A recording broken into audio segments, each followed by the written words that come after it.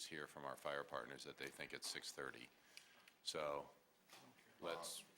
This morning when I talked to them, I think they knew it was 6 o'clock, but I believe Terry Nolan was not going to be present, but somebody from the Littleton Fire Protection District Okay. would be. Well, since none of them are here, why don't we plan on starting with, you don't have to get up, Chief, we can handle them, but let's do, Just sit there and look handsome. we're going to do 25, which Mike has been involved with, and then 33, which you don't actually have, but that is the Highline Canal. And Doug is about to pass out those two. So why don't we do those two, and then if we're still waiting on folks, we can come back and talk about the Kettering Lake, but I was just trying to get some of the easy ones out of the way that are out of sync right here. Here it is. Thank you. And the note for council as well is Excuse me. dig yourselves in because we're going to get done tonight. Sure.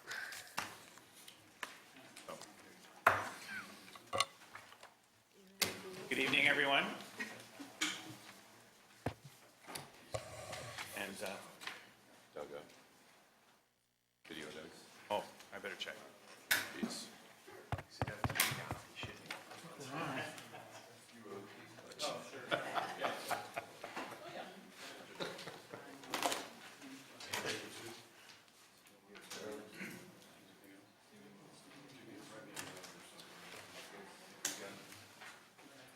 Okay, council, good evening for tonight.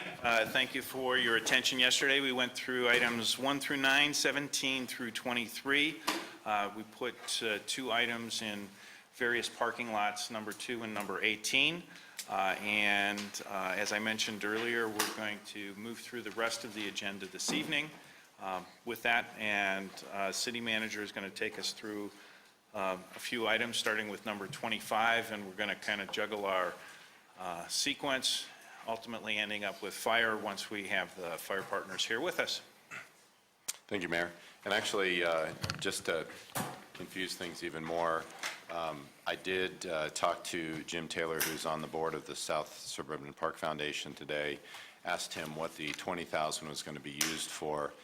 And the reason that the $100,000 is asked for that grove is that all of the construction projects that they're working on are outside the city of Littleton's boundaries. And so the $20,000 would actually be used in service of that with Bob Stearns, thank you, to do the design work for those capital projects that are outside the city of Littleton. And so it is a majority of their administrative overhead, but in this case, that money would go for that use. So it's not really keeping the, it's not the marketing, mailing, and printing as it states here. It's really paying for that engineering work. I am on 18. Oh, you're on 18. That's what I said. I was confusing more, going back to close the loop on that one. So I notified him that the council was not supportive at all on policy question 19, and that there was not support for 18 as well, but that I was following up to see if there was any additional data. Based upon what he told me the use of the funds were, we would, as staff, still hold that that work is not really in service of what is occurring in Littleton. As I understand it, the council has not historically been supportive of spending money, open space money, for use outside of the community. So since that is on the parking lot, unless council wants to change their votes or have some discussion, I would say that it is currently a no with 4 against and 3 for, according to last night. Okay, so we will take it off the parking lot. I did tell him if anything changed, he can always come back and make a request to council at a later time next year. Okay, now jumping to policy question 25. I've actually had at least the mayor and I believe one other council member ask why this is a policy question and state that this should just be an operational item. I would concur with that, because you don't really have a choice in this matter. And so while it is a policy question, it is an operational one. Mike has been involved, as has Charlie and myself, in the discussion around the management plan in there. The dollars increase are explained in there. I would just basically say all in favor, and we can move on that particular one. And next year, we will put it in just as a budget highlight, so you're cognizant of what the fiscal changes are. But this is tied to the IGA with South Platte. Any objection of those here? Okay, so, I do have a question. sure. They're working on revising the master, or what do we call it? Master plan. IGA? The No, the management plan. Management Yeah, plan. the full management plan. Is there any anticipated increase coming from that? We do, yeah, Mike's shaking his head, no, not at this point. Okay. Beyond At least what- not substantial. Yes, correct. Yep. Okay, you Okay. started out of the gate at 100 miles an Yep. hour, and I'm only 98 miles an hour, so why aren't we just eliminating 25, just deleting it or something? I mean, or putting a Because it's in the note. packet this way. But But yeah, could we just put a note in Certainly. of the we'll turn it into a understanding? budget highlight Yeah. for the Yeah. final.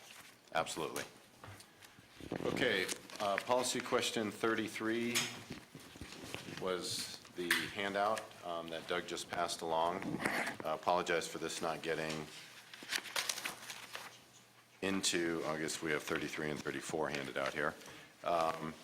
So these are the projects that Councilman Beckman, he is our rep on the Highline Canal Working Group, and these projects, staff, We have one more, we need one more. Are there more?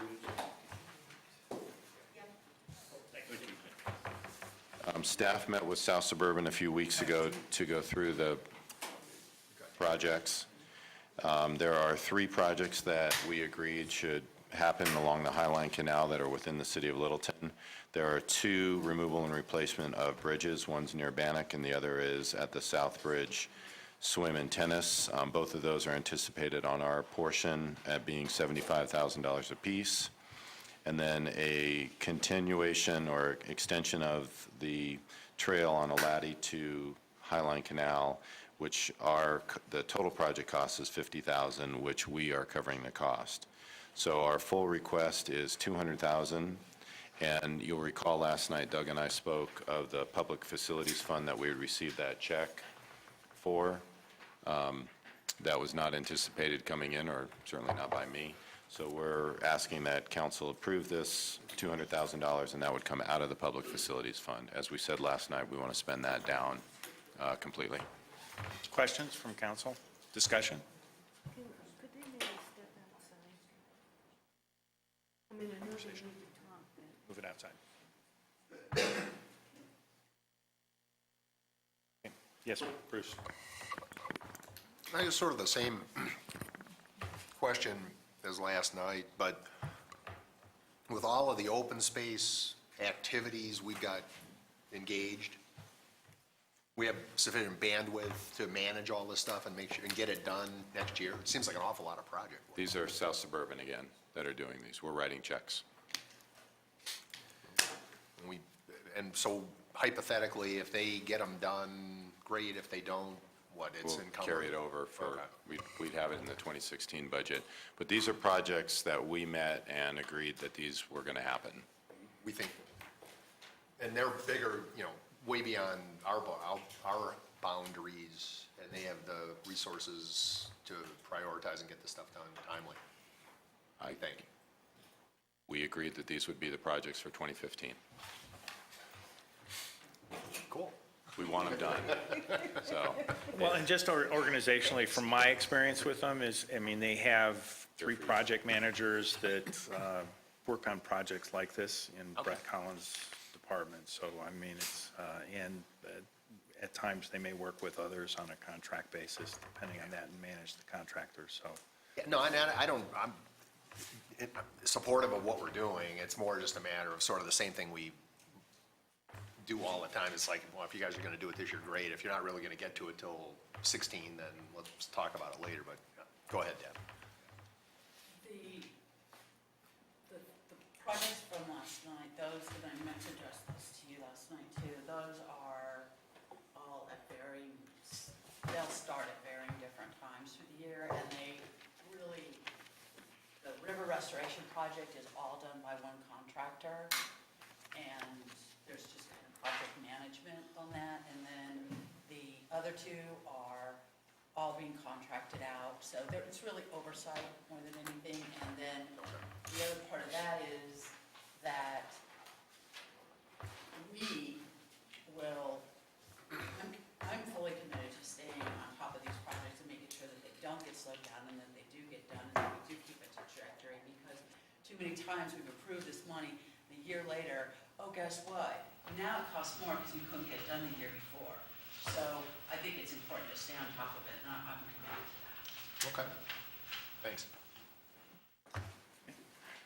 And these three are relatively easy projects too, so I think and the magnitude of the two from last night are probably fully subcontracted out. And I will be inconvenienced during two of these projects, so. I will be inconvenienced during two of these projects, so.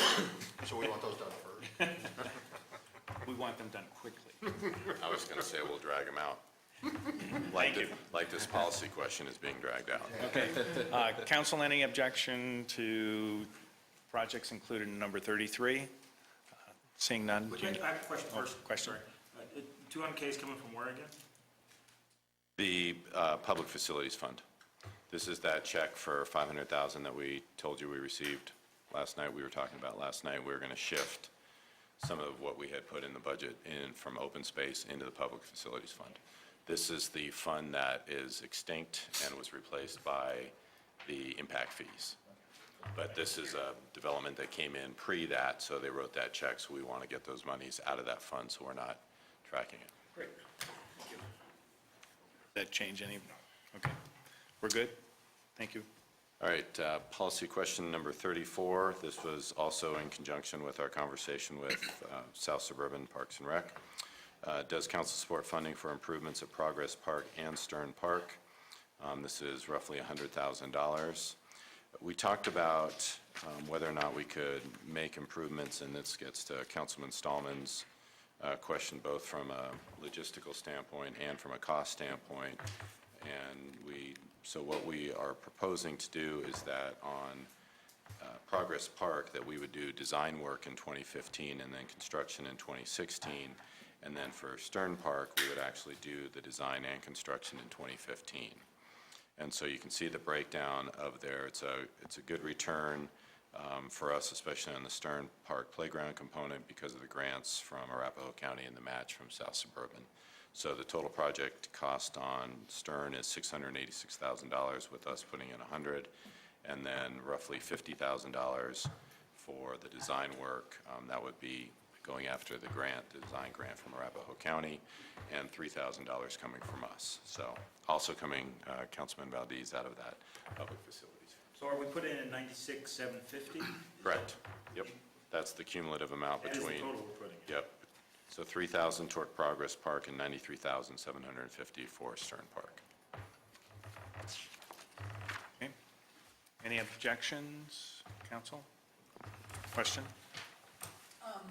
Depending on how the vote goes, if it's supportive vote, I would ask that before this comes back to us in October, that a call be placed to South Suburban and ask them about the restroom facilities at Ryder Vista Park. Yep. Because that was a promise made at least 2 years ago, that needs to be a four-season restroom.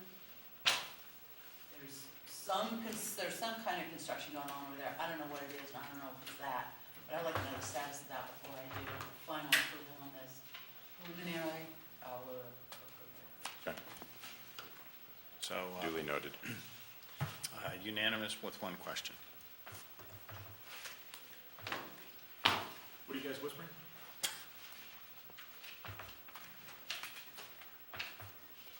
What's the whispering going on? They're whispering because they don't want you to hear, Jerry. Yes. We're whispering into the mic. I'm trying to be efficient, and he was telling me he is being efficient. So let's prove, do you want to go back to 10 now? Yes, we can go back to 10. We do not have our fire partners here, but What's the conversation? I know that they've had some discussion with the chief earlier today. They have seen the budget, they have blessed the budget as you have it before you. Okay.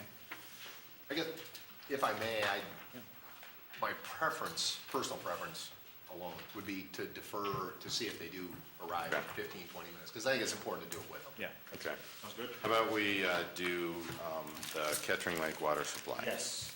All right. Number? Number 24. Thank you.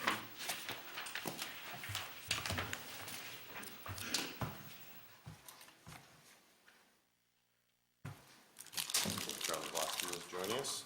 So the question here, Council, while Charlie sits, is does council support funding for the Kettering Lake water supply at $500,000? And what this really is a well that would potentially irrigate the areas of Kettering Park, the museum, the library, Gallup Park, and Gallup Gardens.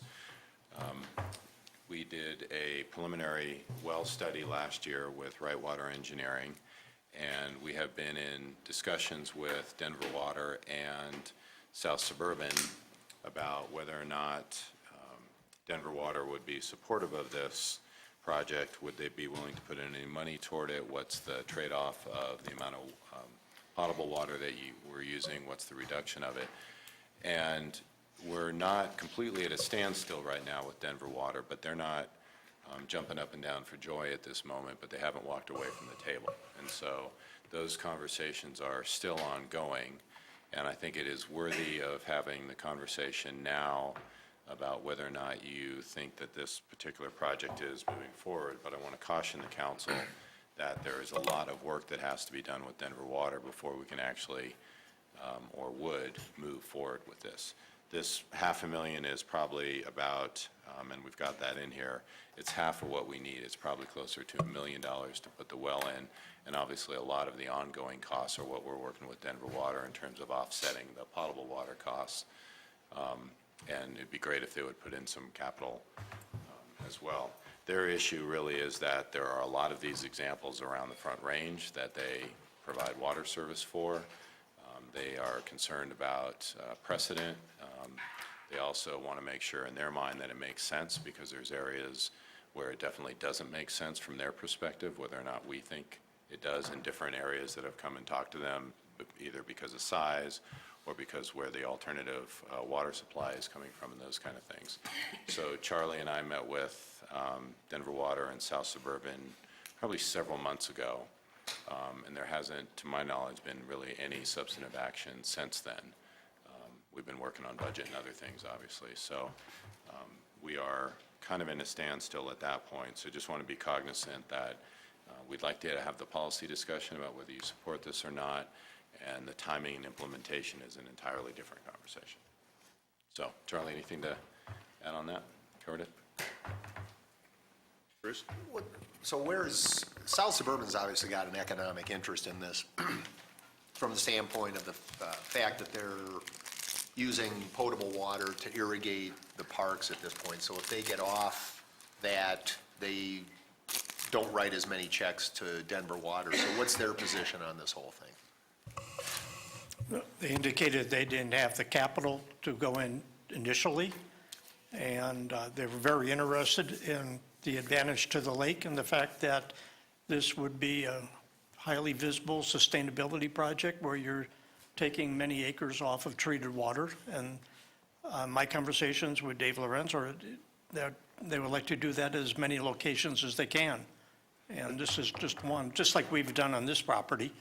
They would like to carry that forward. Now, we've looked at some alternatives, and that is maybe not doing as many acres in the first phase as originally planned, and that might bring the price down quite a bit. They don't have the capital to potentially invest, but would they be willing to chip in some of the ongoing savings over a period of time? I believe that would be very much in their favor, yes, realizing that they're spending X number of dollars right now on water for Kettering, Gallup Gardens, and we're doing it for museum and library, and it brings our costs down for everybody. So instead of spending $20,000 a year for water at the library, we might spend, we would contribute then like $5,000 and say, okay, that helps offset the cost. Right. and they would do the same. Okay. All right, thanks. Yeah, Council, I think this is a very important project for the Lake of Kittredge and also for that, for the southeast part of District 2. It's, as you know, that lake sets up a little bit on a hill, so it doesn't have natural water flow into it. So what ends up happening, a lot of the runoff from the museum goes into that lake, and it's really been screwing it up here in recent years. The Highline Canal this year has been running a few times, and as well as all the rain. So the lake's been doing fairly well this year. I think by doing this drill, I think it's, whether it's an experiment or not, I think it's money well spent, because not only will it help Kittredge Lake and the park and the surrounding neighborhood, it also helps out our museum to some degree, because as I understand it, the museum from time to time will take some water out of the lake, which saves them money from having to pay a water bill. So I do think if we have this additional water source, it'll help out just not the lake, but also the museum. Did you say money well spent?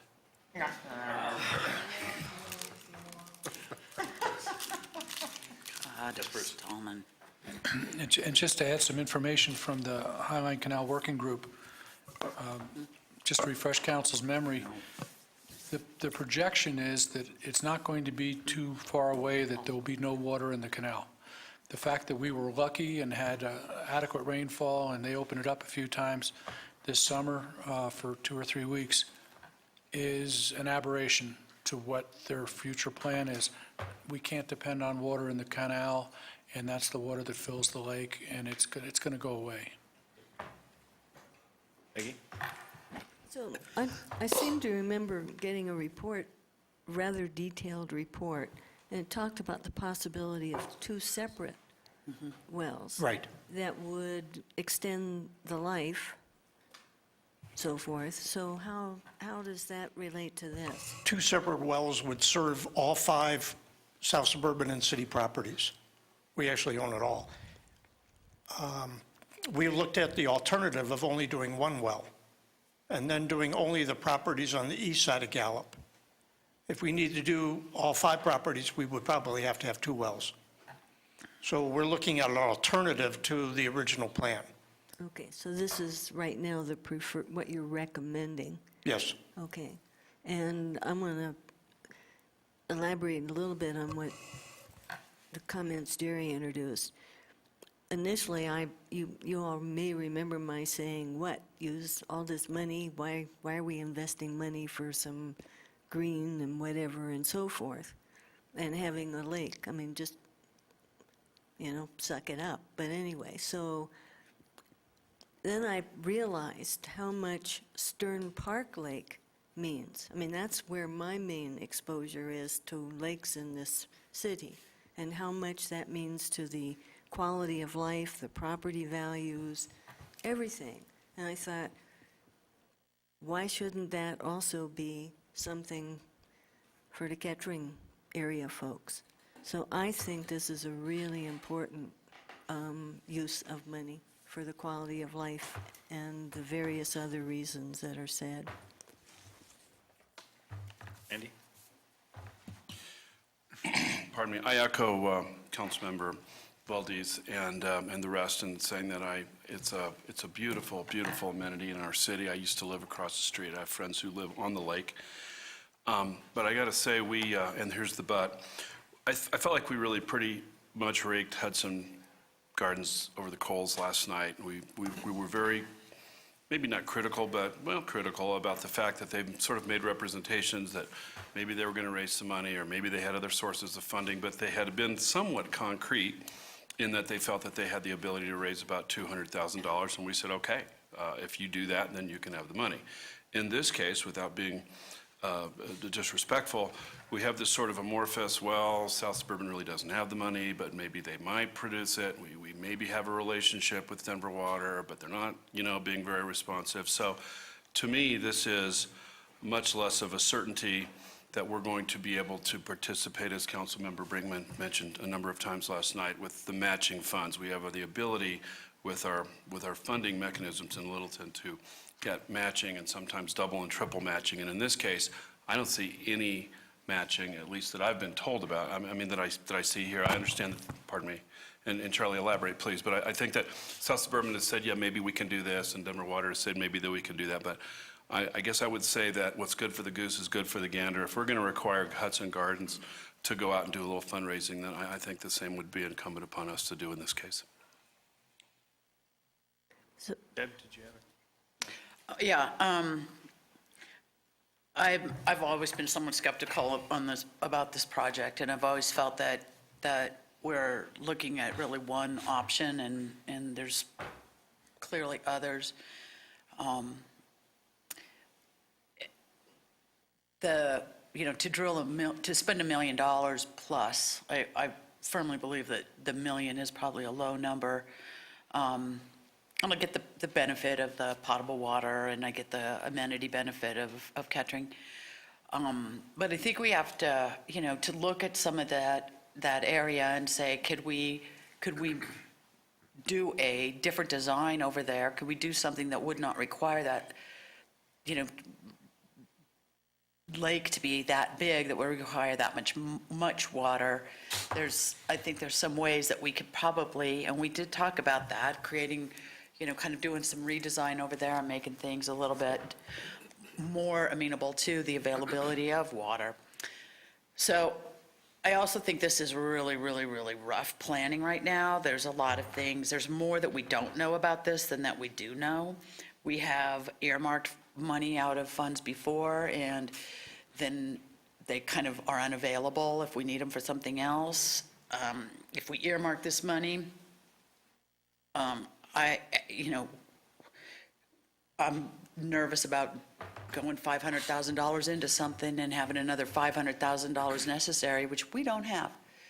If we put that money out of the open space, we will not have another $500,000 for this project, because the fund is down to $79,000. So, and again, that is money that has could have 3 times its value when we use it that way. And South Suburban, if they can't afford to do this right now, then maybe we can't afford to do this right now. If Denver Water, the chances of them being participatory on here is probably pretty thin. Would be nice to see that, but they're certainly not going to come playing with matching of $500,000, I would guess. So there's just too much up in the air on this one for me. And again, I think that anytime we have those kinds of monies that are available for higher value, we need to stretch them as far as we can, and I'm not seeing that stretch on this. Charlie, or Bruce? No, go ahead if you have a question. Okay, Bruce first, and then Jerry. Yeah, I respect Councilmember Brinkman's comments, but I have to also respectfully disagree. We've spent the amenities that we've invested in as far as the South Platte Park and all the other things that are in here, the High Line, so forth and so on, are amenities that are of great value to the community. We've heard really very clearly from this neighborhood in particular, and there's a lot of people that use this amenity that are not necessarily from the neighborhood because they go to the museum, and it's a wonderful part of the community as well. It so happens in this instance, and I absolutely agree, also with Councilmember Stein, it's absolutely wonderful to try to get some of the matching funds wherever we can. If this is an instance where that's not feasible, it doesn't overtly make the project any less important for a variety of reasons. And in my opinion, I think it's one that, the key here to me is that we own the water. We own the water rights, and we're not doing anything to utilize them. Essentially, we're going to spend this money to drill a well to monetize the rights that we possess to water in an aquifer that is a sustainable project. And I think it sends a great message as well that we're focused on those types of issues. So we'd love to have some extra funding or get some recoupment of the whole thing, but I think it's important enough to proceed without a guarantee that could happen. Yeah. Charlie, help me out here. It's already an existing well. We're just going to do we're going to do work on the well. Is that correct? The well that exists is on the library side of the property, and it's questionable whether or not it's usable. We would have to do a new well at the Kettering Lake area. Okay, so there would be a new drill there. But as far as then as savings over the years, we're looking at, say, $1 million spent. But over the years, it's my understanding too that the cost savings will be far more than $1 million. Oh, yeah, we expect to be paid back between 7 and 8 years on the whole project. That's a reasonable payback. I like that payback. And also, and Bruce, you stole a little bit of my thunder there. We've spent a tremendous amount of money in District 1, District 3 along the South Platte area. I'd like to see some of that money a little bit into District 2. Kittering Lake is a jewel for the city.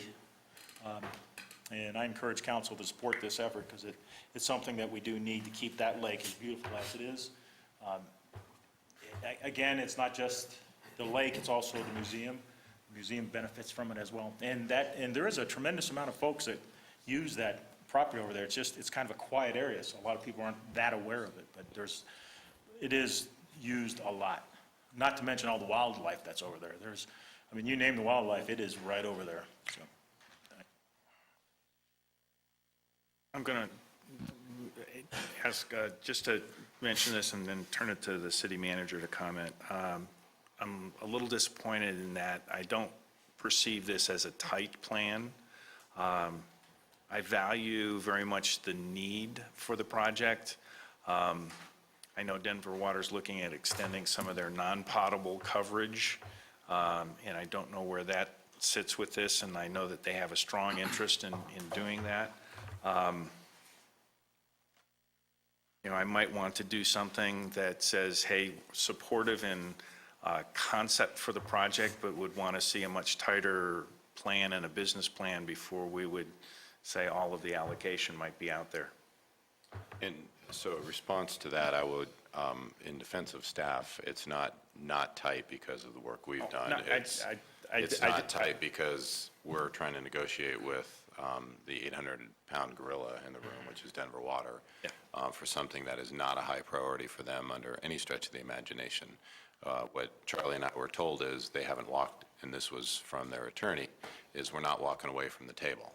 So, and I'm not throwing them under the bus at all, that just sets the stage to you to let you know kind of where their mindset is. They're not sitting at the table leaning forward like we are right now saying, let's roll up our sleeves and make it done. They're saying, well, we haven't walked away yet, type of thing. And so just keep in perspective, I would say that Charlie and I have been working on this project, and to the extent that we also have our partners who, as you've heard, they're going to be going for a mill levy increase, and so they've got their own issues going on out there. So there's just lots going on. So that's my response to that. What I would suggest for the concerned council members is that this is a significant enough project that we certainly will be coming back to you with contracts and different types of things. And so we certainly could put together, before we pull the trigger, the business plan on what the actual return is, because those are some preliminary numbers, and hopefully build a greater level of comfort that this investment does have a good return, and will actually provide the amount of water that we need for whatever acreage we end up doing. So we could put that as a condition in the council support. Right. Okay. Deb? Just to make it clear, my issue is not to deprive District 2 or the citizens of the community any amenities. I support the beautification of the city at large, always have and always will.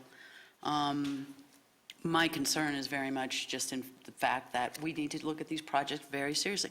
We're talking about $500,000.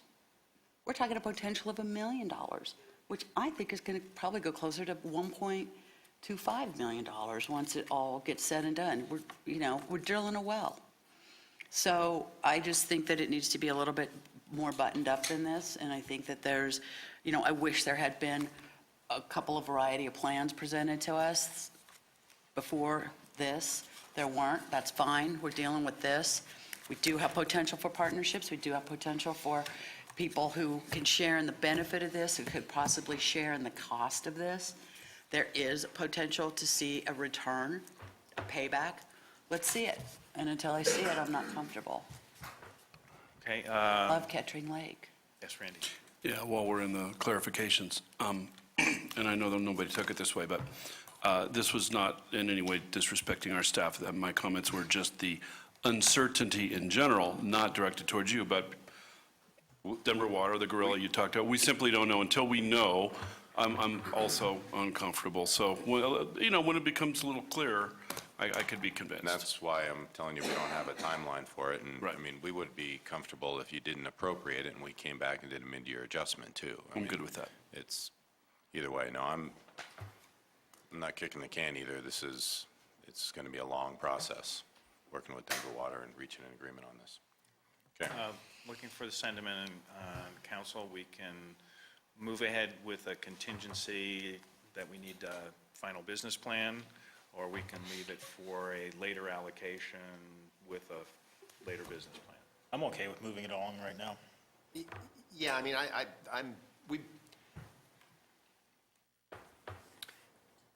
moving it forward with a later business plan is not inconsistent with some of the stuff we've been doing. I mean, we sort of had some of those conversations with Hudson and with Reynolds Landing. So, I mean, I think nobody's going to spend any money until we see some tight numbers and some, you know, a good contract and a better plan. All we're saying is we're earmarking this money for this project, which I'm comfortable with. Let me check council sentiment, moving it ahead, recognizing it doesn't go until we've seen a quote-unquote tight business plan. So by moving ahead is really earmarking. You're appropriating the funds. Correct. You're voting yes for 24. Where's council? Yes? Yes, yes, Yes. yes. Randy and Deb? No. Okay, so, Can I have a comment? I'm in. She's a yes. oh, yes, Debbie's a yes, Randy's a no. Got it. I'm a yes. But Debbie does bring up a good point that in terms of our open space money, and this is a valid use of open space money. It preserves and protects open space that would, but for the open space money, go away and disappear. So it's a very appropriate use. But Debbie, Councilman Brinkman brings up a good point about where we're going to be at with our balance on open space. Could we just refresh our minds again? Yeah. When will that be renewed? And, you know, because we got a couple other things that are in phases, this and that and the other, that it matters. Well, you're going to end up with, let's see, 300, I think the final number is going to be about $273,000 in the open space fund at the end of this year, and then we'll get our share back again next year. So, 7 or 8. yeah. In the range of 700,000 to 800,000. Okay. Okay. Okay.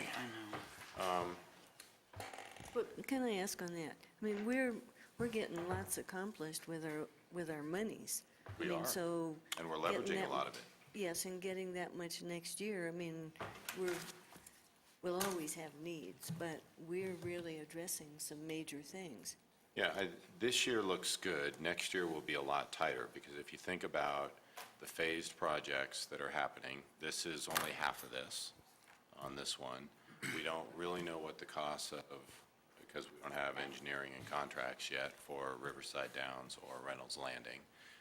And so I think that's what Councilman Beckman's concern is. So you're going to be walking in next year, you know, say, probably just under $1 million worth of money to expend. Well, if half of that went to this, now you're down to 500. If either one of those two very significant projects are over that 500, I mean, depending upon how we get matches and stuff, you're down to nothing now. And so I think that's what Councilman Beckman was saying, is we need to be cognizant of the decisions made today have ramifications on future year allocations, because you're not committing to 500,000 right now. I mean, legally, that's all you're committing to. But in totality for the project, you're committing to at least $1 million, assuming that it's higher than what we anticipate, depending upon construction costs. Yeah, I think I would add to that, one is the key element is to work well with our partners across all of this, and in some instances, look for those grant opportunities, which means we'll have less flowing out of our open space and greater opportunity for additional leverage going forward. So I'm not keeping track of our partners' balances. So, I mean, they don't have bottomless pits either, do they? The county has ample. A bottomless pit, okay, They would not like the word bottomless pit. They have ample. okay. So, and South Suburban is going for a mill levy increase. So and urban drainage has ample. Yeah, and recognize for Arapahoe County, they And have, GOCO they has have an lots. open space tax that we've authorized that can only be used in the open space area. So it's not necessarily a bottomless pit, but it's a dedicated pit. Michael, Okay. Michael, Yes. if, as you guys say, there's going to be savings back on this, so if each year we save $100,000 in water, then can some of that be paid back to the open space? Since it's actually money generated, savings Yeah, you might generated? have to do. I don't know if that works. I think the answer is yes. We would probably have to do an IGA because it's a restricted fund. So you do an IGA with yourself to essentially do it as a loan. Maybe that's what in part of what you guys bring back on that, maybe Okay. you can show if this is what's coming back in, then this portion, it doesn't need to be full, but maybe, there's 20% back to open space or something like that to kind of help backfill some of that, because we are spending, this is the first time we've spent this fund down like this, so, No, I think that's a good idea. Yeah, we'll look into how we legally set that back, okay. send that back, excuse me. Okay, good. All right, we still do not have our fire partners, so I would suggest, I'm going to look at Doug and Charlie and say, would you like to do 26, which is the sewer? Or would you like to jump back to 13 and start public works? Doug? Whatever council's preference is, I'm ready to move on 26. Let's do 26. Okay. And then they'll be grouped. It'll make some 6 is the sewer. page T. We're going to be passing out a handout here. This is our annual internal study on our 5-year projections for the sewer utility fund, looking at the rates and doing some projections on new sewer tap connections within the city and also some of the outside the city tap connections that actually have been realized this year.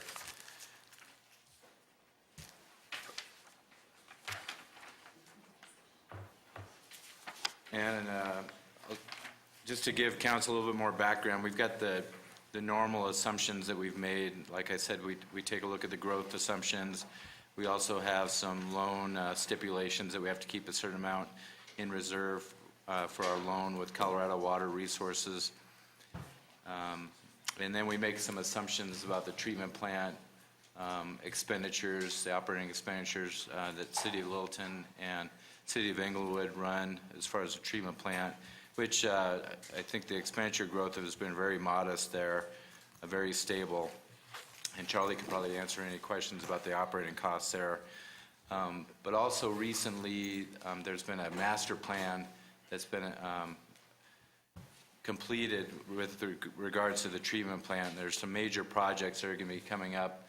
One horizon is 2021, and another horizon will be 2031. But the 2021, I think, is really on our radar screen right now, and taking a look at how we're going to possibly have to finance or fund the upcoming capital improvements.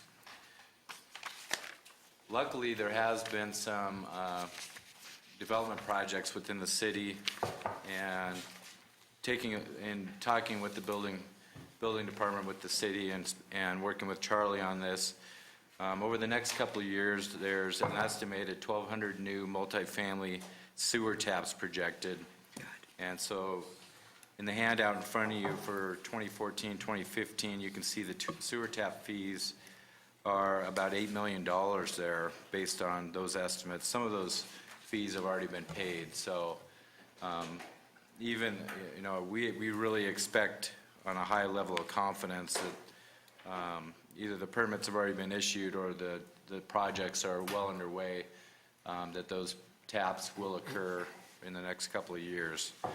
So that's one good news in order to help try to fund these capital projects that are looming in the future of the treatment plant. That's the surplus you're talking about?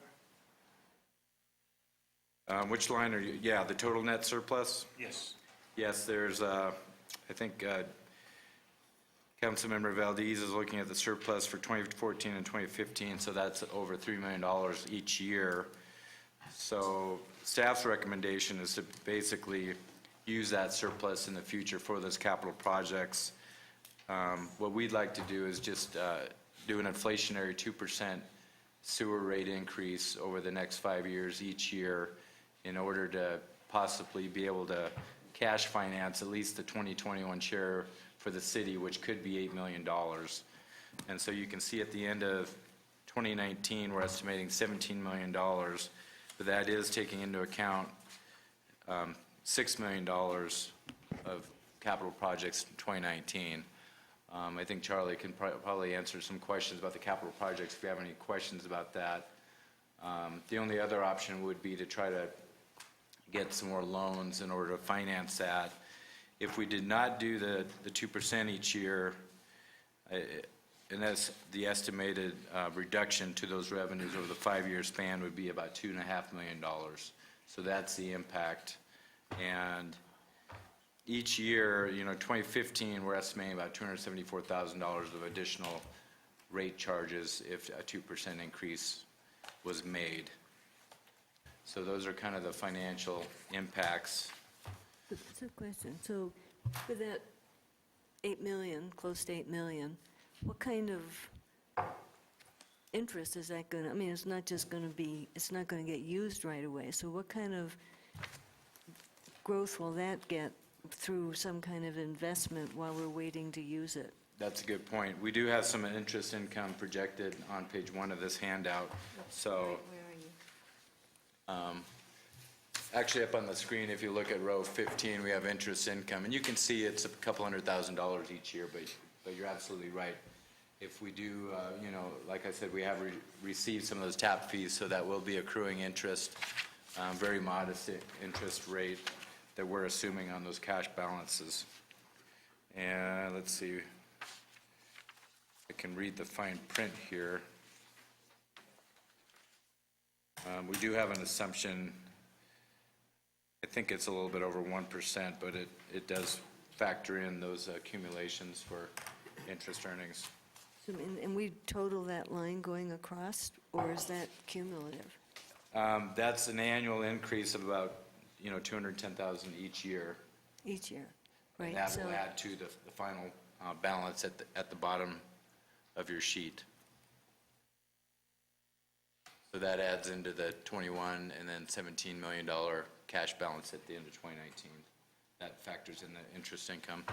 So Doug, I'm just to try and say, you mentioned as 2021 being the capital project improvement that's needed. Are you accelerating some recognition of that in the projected 2019? I am, and I'm not sure the timing of everything. Charlie probably has a better idea, but I'm sure there's going to be some pre-design, design costs before the actual construction costs, but. So it just shows us getting back to closer to a 1.3, 1.4 ratio around debt in that by that period, so that's the way it's showing up. That's exactly right. Now, if inflation is higher over an interim period, you may look at something that would be higher than the 2% for 5 years? I think so. What we'd like to do is try to get to some type of fee resolution that council would adopt each year, but yes, it would be definitely subject to review by council each year. So right now, I think the 2% is kind of a barometer, but you're right, if inflation takes hold and that maybe rates need to be increased even more, then we'll. Your rates are set by ordinance of the city council every year. Which I know, but it's just, I'm trying to say, you're not saying we're locking in the 2% going forward. It could vary based on, and because operating costs could be impacted in that interim. That's exactly right. That's exactly. Okay, so we're talking serious money here, so I'm really trying to process clearly. So we get this 8 million sort of coming in. We're talking maybe about a 2% annual increase. But, so how are we planning for the actual just inflation piece each year on top of trying to charge some to put in the kitty for when we need it? Well, if you look at, there's the total net surplus line that we were talking about on line 50. It's kind of a break even there in 2017, but the 2%, basically, if you want to look at that line, if you want to make sure revenues hopefully exceed expenditures in that line, and I think the 2% just keeps up with the annual operating and expected repairs and maintenance costs for the treatment plant. Can you say which line you're on? Because we don't have numbers, the line numbers. If you look up on the screen, line 34 is operating surplus, and then line 50 is the net surplus. That's after debt service and expected capital. So those that 2% increase, if you look at 2016, 17, and 18, where we don't have the large tap fee revenues, that 2% basically breaks even with the expenditures. Yeah, but then how are we accumulating We have the tap fee revenues of $8 million. Basically, if we didn't have that those? seems like that could be the construction costs in the future for 2021, so. So are we fairly confident for that? I mean, I don't think anybody wants to get hit with a huge sudden increase in 2021. I think we're going to, I mean, what I've heard Doug say is we're looking to cover the operating costs. We're looking to bank, in effect, the tap fees. He's saying that either the tap fees have been received or we're looking for those residential units. They're on the board. So both 2014 and 2015 are reasonably assured. Did I catch that right? That's exactly right, yes. So the tap fees would in essence be saved up for the large capital improvements that are needed at the treatment plant, and then the 2% increase would basically pay for the annual operating costs of the treatment plant. And I would add that obviously every year we're going to make adjustments based upon the reality of what's happening. So it's not that we're going to sit here blindly until 2021. Every year you're going to get an update from Doug. And this one is actually a fairly high-level policy question at this point in time because the actual rates will come back as an ordinance item. So this is saying for budget purposes, are we okay in using a 2% number at this point in time with some anticipation that this would be an inflationary impact over the next 5 years? Yes, Deb. Well, I'm okay with it, and I think that I'd love to see the tap fees, seeing some numbers in there. That's what, fortunately, the development that we've got, the stuff that's in queue, the stuff that, I'm sorry, the stuff that's in queue, the stuff that's coming out of the ground now, that is, that's what we were always hoping would come to reality for us so that we can bank that money. That's always been the big concern. We know the big bomb is sitting there waiting to come flying down the sewer to us. So I like that, and I like saving that. I like putting it away, get as much interest or whatever you need to do on that to keep it growing. And I like keeping the increases to the public as low as we can to be able to continue to maintain a healthy balance and a healthy system. The 2% is fine for me, and as Phil said, we look at that every year, and if we need to make a tweak, then we make a tweak. But my other question is, was this all run past our partners? Have our partners all signed up on all of this? Yes, I actually talked to them today. Okay, thank you. Thank you, Charlie. So, Bruce? Doug, I got to ask a couple of just numerology questions here. On your second page, you've got total user charges show up at $12,851,000 in 14.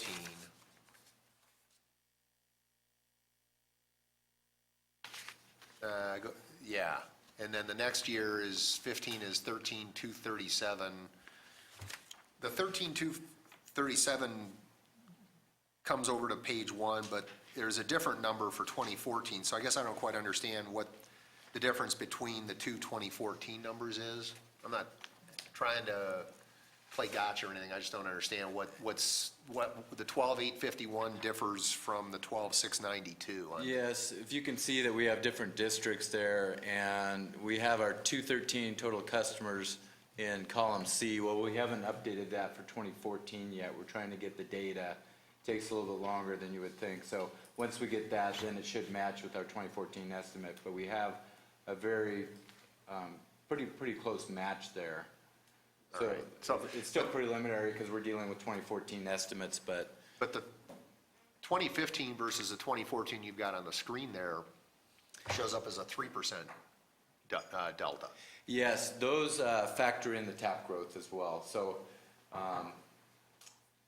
That, the that's, 2% is the proposed rate increase down here in the yellow. yeah, but the 13,237 is straight service charge. So not, I assume that was not tap fee. This just takes into consideration the total user charges when you look at the total pot right here, and that's a 3% increase. Well, But go to the next one over. Go to 15. So that 13,237 is basically the service charge number on 2015 on the first page, which excludes tap fees, as far as I can tell. yeah, this is taking 2015 minus 2014. It takes into account the number of accounts that we're expected to grow by. And so I'll put it up there that we'll acknowledge there's a slight difference in the 2014, possibly based on the number Yeah, of if accounts. you're Well, a current excuse me? user, you would get a 2% increase. Yeah. But because our total number of accounts are going to Doug? increase. Doug, okay, we'll acknowledge that Okay. there's a little bit difference in the math, okay? The policy question before us, are we okay with an inflationary adjustment in the rate fees? Are there any questions on the overall budget items? I did have another question. That was, I think it's substantive. I'm trying to get you out of the weeds, sir. Well, I respect that point, and honestly, We can have a conversation about that. it's okay, I'm not trying to dig into the weeds, but it is legit from the standpoint of a policy discussion. Never mind. On the first page, you've got the debt service numbers, and I know this came up last year, and I wanted to ask it again. Have we gone down the road of trying to figure out if it's feasible to refinance the bonds on this thing, or the debt on this, by virtue of the fact that, They have been refinanced. when did they get refinanced? Last fall? No, I think it was put there. I can get you the exact amounts, but we had to go through the Colorado Power and Water Which is, we Resources. should have. No, that's cool. I'm glad you did that. And they periodically do that review, but yes, they were refinanced. Okay, so we've got now a relatively current market rate on the whole thing. We do. Okay. We do. Very recent. So I'm going to suggest this. I totally agree with Councilmember Brinkman that we ought to bank the tap fee, the incremental tap fees for all the right reasons, but parroting sort of this issue we talked about a bit ago, I don't think we know what the end result of the nutrient reg issues is going to be, and I personally think we're way better off having a slightly higher rate for a longer period of time. And if that means 3 or 4%, I'm totally comfortable with that. I think 2% is too low, even though it's inflation. I got to pay it too, and I'm not gigantically thrilled about it, but we do not want to be in the position when push comes to shove of having to, missed out on using the runway, in my opinion. Doug, question on the debt service ratio. So right now, we're at 2 point something, and then that's been growing, at least it grew up to that. Now, by 2019, we're looking at 1.37. Those numbers look fine to me. Yes, per the loan covenants, we just have to be at 1.10 or higher as far as Requirement is what, 1 point, covering our debt.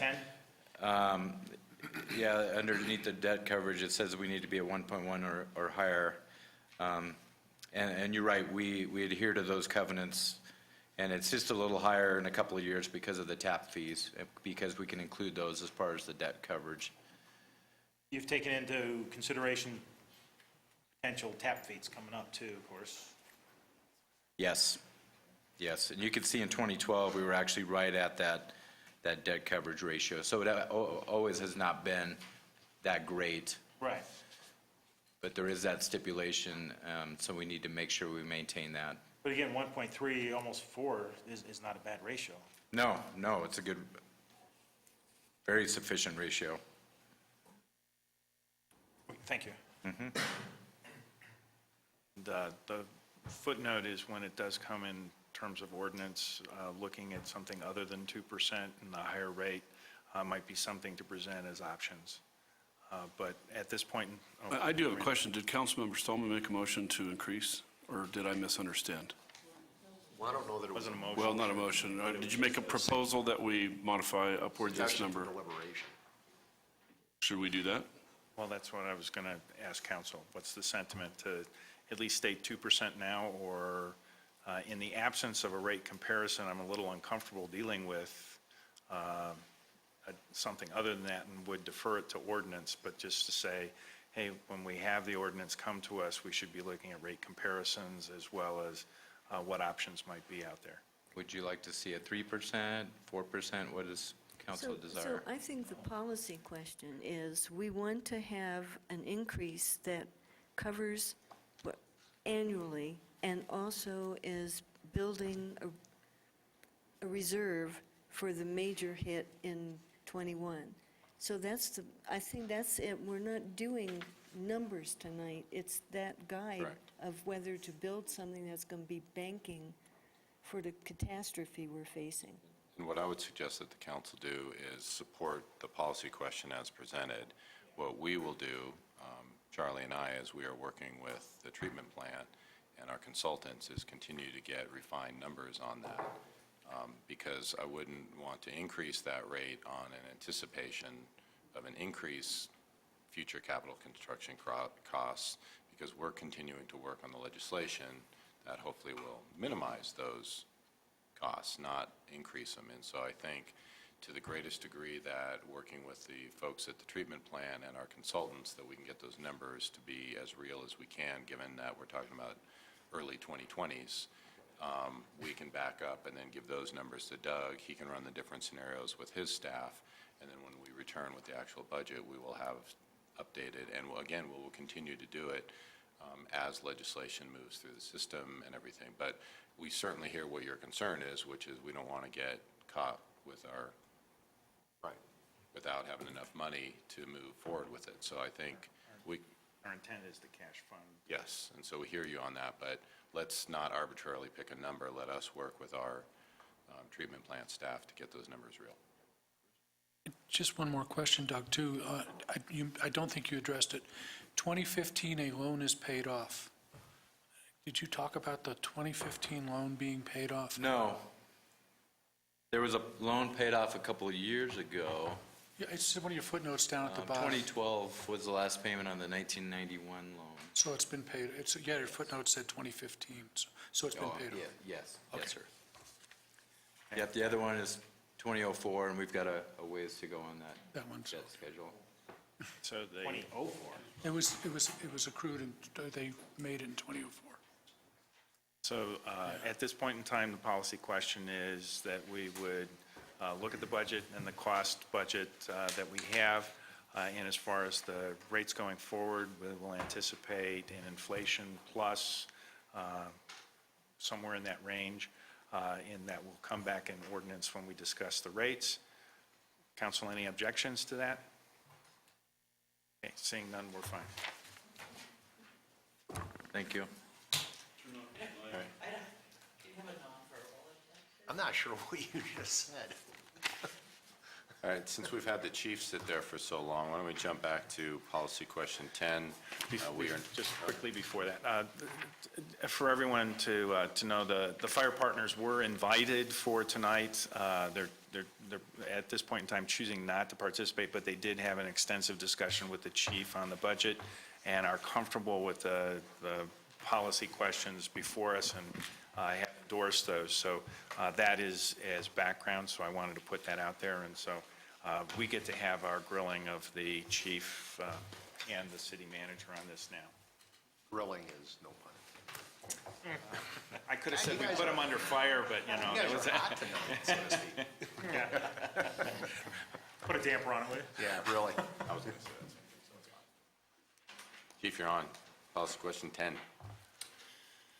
All right, so policy question 10 really just asks council if you support implementation of a Littleton Fire Rescue Quick Card Program. So just a little background on the Quick Card Program is my philosophy is that we owe it to our citizens and our community to provide the highest level of service possible at the lowest possible cost.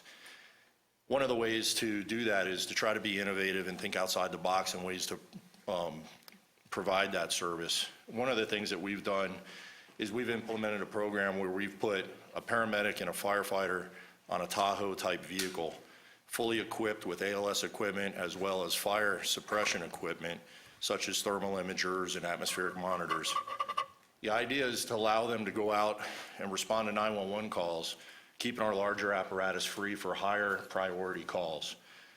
We implemented a trial program about a month ago, and some of the data that we're already getting back is showing some very positive results. The quick cars are actually responding about 1.5 to 2 minutes faster than our engines and our medic units. It's our unit hour utilization rates, which is a mathematical formula that we use to measure how busy our vehicles are, is actually starting to drop off. So we're taking a big burden off of our larger emergency apparatus by sending smaller calls to lower priority incidences. We've been able to accomplish this using older vehicles in our fleet that we held on to and using existing equipment and existing staff. So we have not incurred any additional overtime thus far to run the program. We feel that the program is very successful. It's supported by our fire partners. It's supported by the association. We're getting many calls from other local fire departments and fire chiefs around the Denver metro area asking for more information about the program. It's a program that we feel adds a lot of value to the service delivery. I think it takes into account a lot of fiscal responsibility by keeping our costs low. And it's a program that we really want to stay with and continue on in the future and grow the program. What we're asking for in this budget item is just the purchase of 2 new vehicles. We're currently have our backs against the wall in terms of maintenance on some of our older vehicles. The vehicles we're currently using are vehicles that were scheduled to go away. We feel by providing new vehicles that will be specifically outfitted for this purpose of a quick car, that we can reduce some of our maintenance costs by having vehicles that are covered under warranty, and we can outfit the vehicles properly to continue to provide the service. Our intention is to continue this service with 2 quick cars for 2015 with the hopes of gathering additional data and expanding the program at later years. We identified various different types of calls that the quick car would respond to, and with the help of other city staff, we took those calls and we sent them to GIS. We created heat maps to identify where those call volumes are, and we've centrally located our vehicles in those jurisdictions to make sure that we're capturing those calls and we're sending the right resource at the right time when the call comes in. So I'm very proud of the program and my staff for putting this together. It's working very well as expected, and we expect this to be something that we're looking at very closely moving forward as an alternative service delivery for our fire service. Yeah, I sat in on, as the liaison to the fire partners in the advisory committee meeting this morning with City Manager Penny and the chief and representatives from the ranch and the district. I'm very supportive of this program. I think it's the type of out-of-the-box thinking we've been looking to see implemented in terms of 21st century service delivery dynamics that the market's changing, healthcare is changing. You know, our demographics are different than other communities' demographics, and this sort of takes all of that into account and tries to figure out how to do something that's cost-effective to keep the medic units for the more important calls, you know, the critical calls.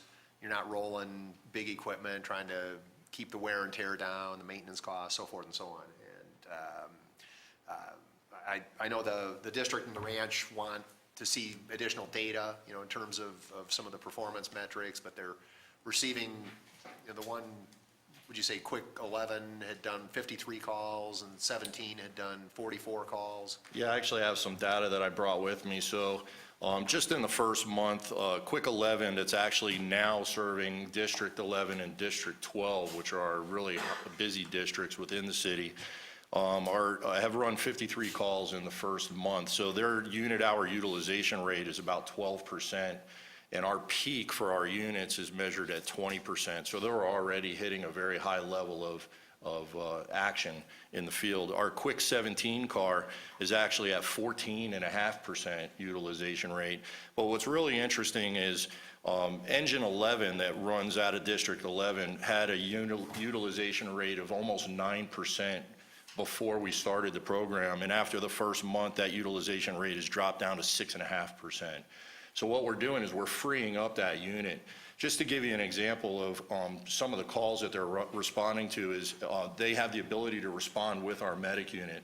Because we run 2 firefighters on a medic unit, sometimes we have a high critical call that requires them to take an additional personnel to the hospital to help provide treatment in the back of the medic unit. Generally, that person would come from a fire engine. Putting that fire engine out of service and requiring them to follow the medic unit to the hospital to retrieve their personnel, leaving that district uncovered, or requiring us to move another unit from another location up. What they're doing now is taking the paramedic off of the quick car, and the quick car is following them, and that engine is in service waiting for the next call to come in. And that's where we're seeing those utilization rates drop. So it's been very, very successful so far. Over the long term, the other issue will be, and Al and Brown came in and talked to the partners this morning as well about maintenance cost on and hours of utilization. So I mean, the more over an extended, 10, 12-year time frame that you keep the hours of operation down by using some of these alternate service delivery mechanisms, we're just saving money in terms of not having to refurbish or rebuy, purchase new units over a shorter period of time than would otherwise be required because of how you're structuring it. So I thought it was outstanding. Thank you. Yep. That was one of my questions. Do you know what the expected lifetime of one of the quick cars would be in years? Well, the quick car would be generally considered by fleet as one of our staff vehicles. So we would probably get somewhere in the neighborhood of about 8 years out of a quick car or so. But the real key is that I can purchase a fully equipped quick car for about $90,000, where a fully equipped medic unit cost me almost $300,000. So they're much cheaper to run and they're much cheaper to purchase. So even if they have a higher turnover rate, we can still do that long-term, save a lot of money in using smaller apparatus. Well, I think this is one of the best ideas to come along in a very, very long time, and I really commend you for doing this and for being, as Bruce said, thinking out of the box and doing something very different that is on every level right on. I of course support it and would be very anxious for you to continue to keep those types of records, and as we're able to continue to shift more into that, wouldn't bother me to have half a fleet of them, It's, and as Bruce said, I mean, we really have to look at what's going on in the community in terms of what the needs are for the people, and nobody needs a ladder truck. Most people don't need a ladder truck. So I think it's more efficient, and I think the community, as they start to see it and they start to get used to it, will also have a huge appreciation for it, because there's always been that issue. Why did all these people show up for like cut my finger or whatever? So I think on every level, it's great. It's really, really hits the mark everywhere. Jerry? Sounds like a great program, Chief. But now, it's going to be 2 people per vehicle? That's correct. 2 people? Yep. And then they're firefighters, so that you're going to lose 4 firefighters. That's correct. Initially, what we wanted to do was start the program trying to use existing personnel. We currently have 44 firefighters assigned to each shift. I was able to take 4 firefighters distributed from all 3 shifts, assign them to a 40-hour work week, because we run these cars Monday through Friday during our peak hours. We did a study to identify our days of the week that are busiest and our timeframes during the day that are busiest. When we took those 4 people offline, it still allowed for us to provide vacation time for our personnel and still left us a cushion of additional personnel to cover any sick time that might come in, any work-related injuries that somebody might be off duty before we incur any additional overtime. I would recommend that in the future, we're probably moving forward going to need to hire some full-time employees to continue the project. My philosophy is that I don't ever see this project being a 24-hour vehicle, because it completely changes the staffing model and makes it cost prohibitive. I see us doing possibly overlapping 12-hour shifts, because we don't have to build stations with additional beds. I don't have to hire 3 shifts of people to run the cars, and there's a lot of advantage to it. Everybody knows that our call volume drops off late at night, so our units can pick up those lower priority calls in the middle of the night, and then we use our quick cars to handle that extra call volume during our peak hours. So it seems like a year or two ago when I think it was the EMTs were in here or something, they said they need 1 more person per vehicle. I thought it was the EMTs, or was it the firefighters? The firefighters have been asking for 4 firefighters on pieces of equipment, and that's not going to happen. It's not going to happen. It is not going Okay, to happen. so, It's not supported by the fire partners nor us. I actually have a different philosophy, that before we put 4 personnel on an engine company, we would put 3 personnel on a medic unit. I could reduce my engine responses to medical calls by about 70%, again, prolonging the life of those expensive apparatus, decreasing maintenance and fuel costs, because they'll have the extra personnel to handle those medical emergencies with the staffing on that truck. So that's my personal philosophy. I don't feel that we currently, in our environment, have a need for the 4 people on an engine company. then last question then. So what kind of events are they responding to? Well, they're responding to all kinds of events. They're running what we, through our medical priority dispatching, lower priority EMS calls. They're running CO alarms, they're running fire alarms. We've had False alarms? False alarms. We've had a child that injured himself on a bike path that our larger apparatus couldn't access, but our 4-wheel drive vehicles could. We've had a couple of those incidences. So they really can run the same call a medic unit can or an engine can, because they're staffed with a paramedic and a firefighter. They carry all the same ALS equipment that our medic units can. If they rolled up on a fall injury and found a cardiac arrest, they could provide the same exact ALS treatment that all of our other units can provide, which is why we staffed it with 2 people. It's called Quick Car because it's a smaller vehicle and it can just, It's there quick. it's there quicker. That's the idea. Yep. Randy? I'm going to apologize for being redundant, because I hate that, as you know, but I got to tell you, thanks very much, Chief. You just joined our, come to town and started up, and it's this kind of innovative thinking that really deserves, I think, a big attaboy, and so I want to break my own rule and do just that, and I look forward to more of your thoughts in the future. Thank you. Okay.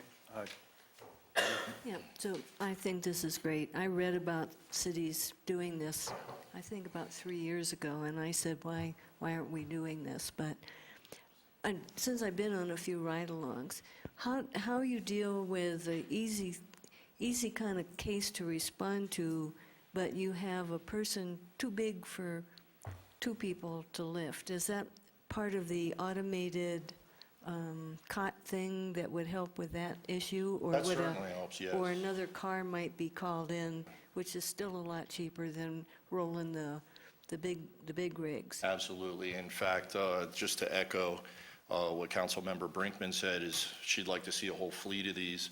Currently, what we do is respond to all of our units to identify the needs. Do we need to transport or not? My philosophy is we should have a bunch of quick cars doing that and then calling for help if they need it. So we are moving in that direction. That's a philosophy that we have, but the automated COTS is huge for that. It does take a huge load physically off of our members. And then the quick cars always have capability. They're outfitted with MDTs, the mobile data terminals. They can request help and assistance from any of our other units at any time. Thank you. Appreciate the innovative approach. I was going to call the question. I just have one Sounds easy. quick question for the, do you see this being something in the future that would by the insurance, is it iOS? Is that what it ISO. was? ISO. Yeah. To enable us to sort of trail mark or something like this? And meet those requirements? ISO does not care about what we do in terms of EMS. Our only issue with Trailmark is that we don't have a station 5 road miles from that location. So we have to use West Metro's station and the contract for service that we have for them. My goal moving forward, my vision, is to provide services to our citizens that pay us to provide it. We're not really sure how we're going to get there yet, but it's definitely on our radar. For policy question 10, any objection? Okay. So, All right, Move moving to on. 11. Moving on to 11, we're asking for an additional FTE for a assistant fire marshal position at about $55,000 out of the general fund and $40,000 out of the capital projects fund. So, Chief, you want to explain the rationale? Yep. So, as you all know, we're going through long-term strategic planning with ESCI, and we've asked them to try to give us some preliminary data back early on so that we could try to incorporate some of their recommendations into our budget. One of the recommendations that they made that we really felt strongly about was the addition of 1 FTE, that being of an assistant fire marshal. Currently, we have recently, or not long ago, cut that position out of our Prevention Bureau, and we did see some negative impacts with that reduction of service. As you all know, our Prevention Bureau not only serves the city of Littleton, but it also serves our fire partners in Highlands Ranch and the Littleton Fire Protection District. So we cover 92 square miles and over 4,000 businesses, and we currently have 2 inspectors doing all that work on an annual basis. One of the things that we weren't doing is fire inspections as required by ISO, something that we recently started up with our upcoming visit in November, which is one of the reasons why I supported this recommendation. We, in our budget, have about a $40,000 line item for overtime to allow our plans examiner extra hours to examine plans because of the volume of plans that are coming in on an annual basis. In addition to that, we have a $25,000 line item for a consulting fee for an outside plans examiner to also help with that workload. We felt this made a lot of sense because we were able to save that $65,000 and roll that towards the salary of the assistant fire marshal and can keep our plan reviews done in-house. Some of the justification that you see outlined here is that, you know, we started out with 600 to 700 plan reviews conducted in like 2006 to 2010, and we're over 1,000 plan reviews in 2013. Our turnaround time was about 5 to 7 business days for plan review to occur before the cut of the assistant fire marshal, and after resulted in a almost 30-day turnaround time, which is pretty much the maximum of where we try to be.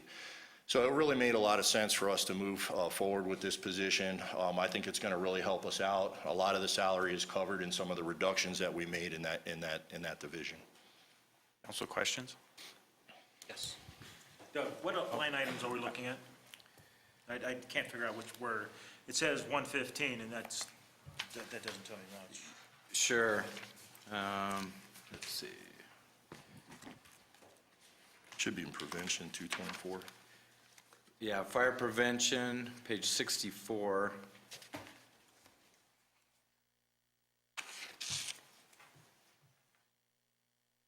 Actually, no, that's it's in fire permit plan and reviews. It's 228, page 67, I think, on mine.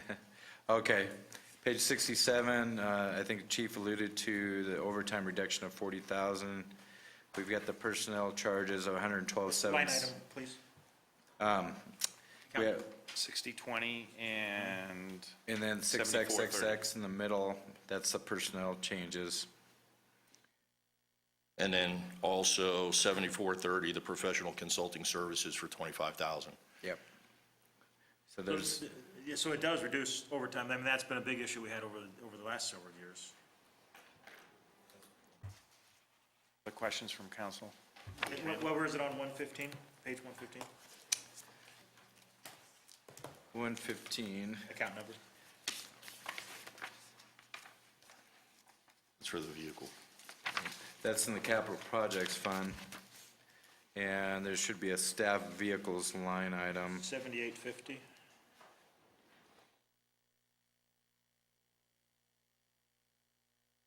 It was 40,000, if I remember correctly. Yeah, there's 40,000. Just trying to find the right line item. I believe it's part of that 7850 at the bottom, 115. There's a project number 1311, fire staff vehicles. Yeah. And there's a few of them in there. But the 40,000 is part of that one, isn't it, Chief? Correct, Okay. yeah. Thank you. Randy? So I'm just using kind of satellite view numbers here, not as perhaps as precise as Councilmember Valdez, but it seems to me that we're getting a dedicated employee, full-time employee, who works for us, who's responsible to you, rather than outside consultants for maybe not exactly the same money, but rough and ready, and I think that's a big bonus. Also, and I know that Mr. Thielen is here in the room. Hi, Jim. He'll be speaking later, but it seems to me that also the development community, there's an indirect benefit to our economic development efforts here, because, you have a developer who's got a pretty big number clicking away on a mortgage, and he's trying to get started on his development and get things built, and, tick-tock a month later, that's a lot of money, whereas if we could kick that back down to a few days, I think that's a huge benefit to our future business owners and tenants and stuff. Would that be correct? I would agree, yes. Thank you. Bruce? Chief, and since IT Director Price is here as well, just FYI, some time ago, I'd gotten a little bit of unsolicited feedback that the fire, and this has to do with the fire plans, but that the software packages we're using for the database development of the plans wasn't necessarily all that efficient. It was cumbersome, for the sake of an argument. You don't have any money in here that I'm aware of to do anything to upgrade the software package to something that's a little easier to use and manipulate. Was there a reason for that, or alternately, if a... I can answer. I don't know that you need to ask further, so. Please. Good job. So we're in the process, it's a different software package that we use, and so we don't want to expend further money until you heard yesterday looking at an open data system, and ultimately we want to bring fire into the same processing system as the rest of it. So we're not going to expend funds until we have a master solution. Okay, I guess my encouragement would be to... There's lots of things on the project. develop a package that ultimately makes it easier to... It'll probably put be together. many years, but we hear you. If I could just interject, I remember the conversation that we had, and the software that we were talking about is actually the pre-fire plan software Okay. that our firefighters use, not the plan review software that we use for construction plan review. Okay, Two different software packages. and is that... Yep, The because we want same- to bring it all into the open database system. Okay, all right. Chief, I want to use the opportunity, it's not necessarily directly related to this policy, but it does talk about trade-off between overtime and not overtime. If we go to page 62, which is the general one, on line item 6020. So we have a handout to talk about overtime can we get through the policy questions first and come Sure. back to that one? So getting back to policy question 11, But where were you going? Is that going to be coming up on? He's, I'm gonna ask the asked a question. question about overtime, and so we have a handout specifically to talk about overtime. yeah, I was just in this one, kind of distant. I'll defer it, so, okay. Getting back to policy item 11, council in favor? Yes. Good. 2 for 2, Chief. Moving to All right. policy 12? 2 for 2. So policy, question 12 are the capital projects. We've got $1.4 million in here, and I think as we've done other capital projects, questions in the past, rather than going through each one, if the council has any questions on any of them, we'll answer those as you see fit. I've got a question. It's going to come as a surprise. No way. Not for me. I've been so quiet. Can we not give them a budget book next year? Yeah, the only question I have on this is per the Fire Partner Advisory Committee meeting this morning, and you presented information about refurbishing the training center and so forth and so on, and it dawned on me after the meeting, if we do that, and Michael, this might be a question for you as well. Ostensibly, the money, sorry, no, That's all right. yeah, I was not trying to call you back, but you may know, and I wasn't sure who knew what. The money that we're spending on the West Metro contract, if we refurb the training center, theoretically, we're not spending the money on the contract. Is that money coming back into the budget somewhere? Not until we cancel the contract. Which Should would we contract? occur when? 2016, 17, yeah, I think there's a year notice on it. Maybe it was a half-year notice, plus we have to address all the other, remember, the West Metro contract was not about the fire station. No, trust me, I get, yeah, it was The trail training mark and lot. facility was all the other issues, so it's about resolution of that, not the fire. So that was the fringe benefit. No, I understand. Okay, all right, thank you. Other questions on the capital projects? Deb? On the vans, under V, The Lucas devices, right? yeah, Yep. do we charge the patient? No. We have a flat fee. Deb, your mic's not on. We have a flat fee for our transport based on ALS or BLS interventions. Providing CPR, somebody in cardiac arrest, that's what the Lucas devices are for, would be an ALS or advanced life support intervention, so we would bill accordingly. This machine just helps us be able to provide a higher level of service. The Lucas devices, compared to what we currently have, which are the auto pulses, are really an outdated type of, a piece of equipment, and it has a very high cost. We run quite a few cardiac arrests. I think we ran about 54 cardiac arrests already this year, and when we replace the bands. 2 more tonight. The bands are at $240 a piece, and we have to replace them every use. So we currently have spent in the neighborhood of about $50,000 on these bands, just for being able to continue to use these.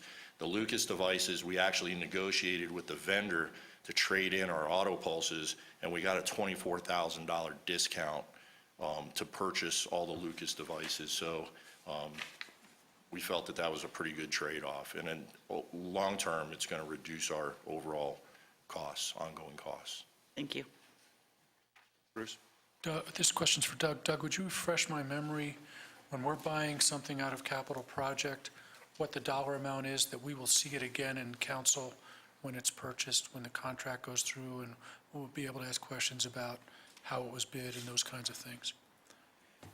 As long as you appropriate it, council appropriates these items, you probably won't see the item again. The city does have a purchasing policy. We go through the competitive bid process, but unless staff decides they want to choose the bid that is not the lowest, but could be the best vendor bid, then it will not go back to council for authority. Other questions? So council, relative to the fire capital project, policy question number 12. Okay.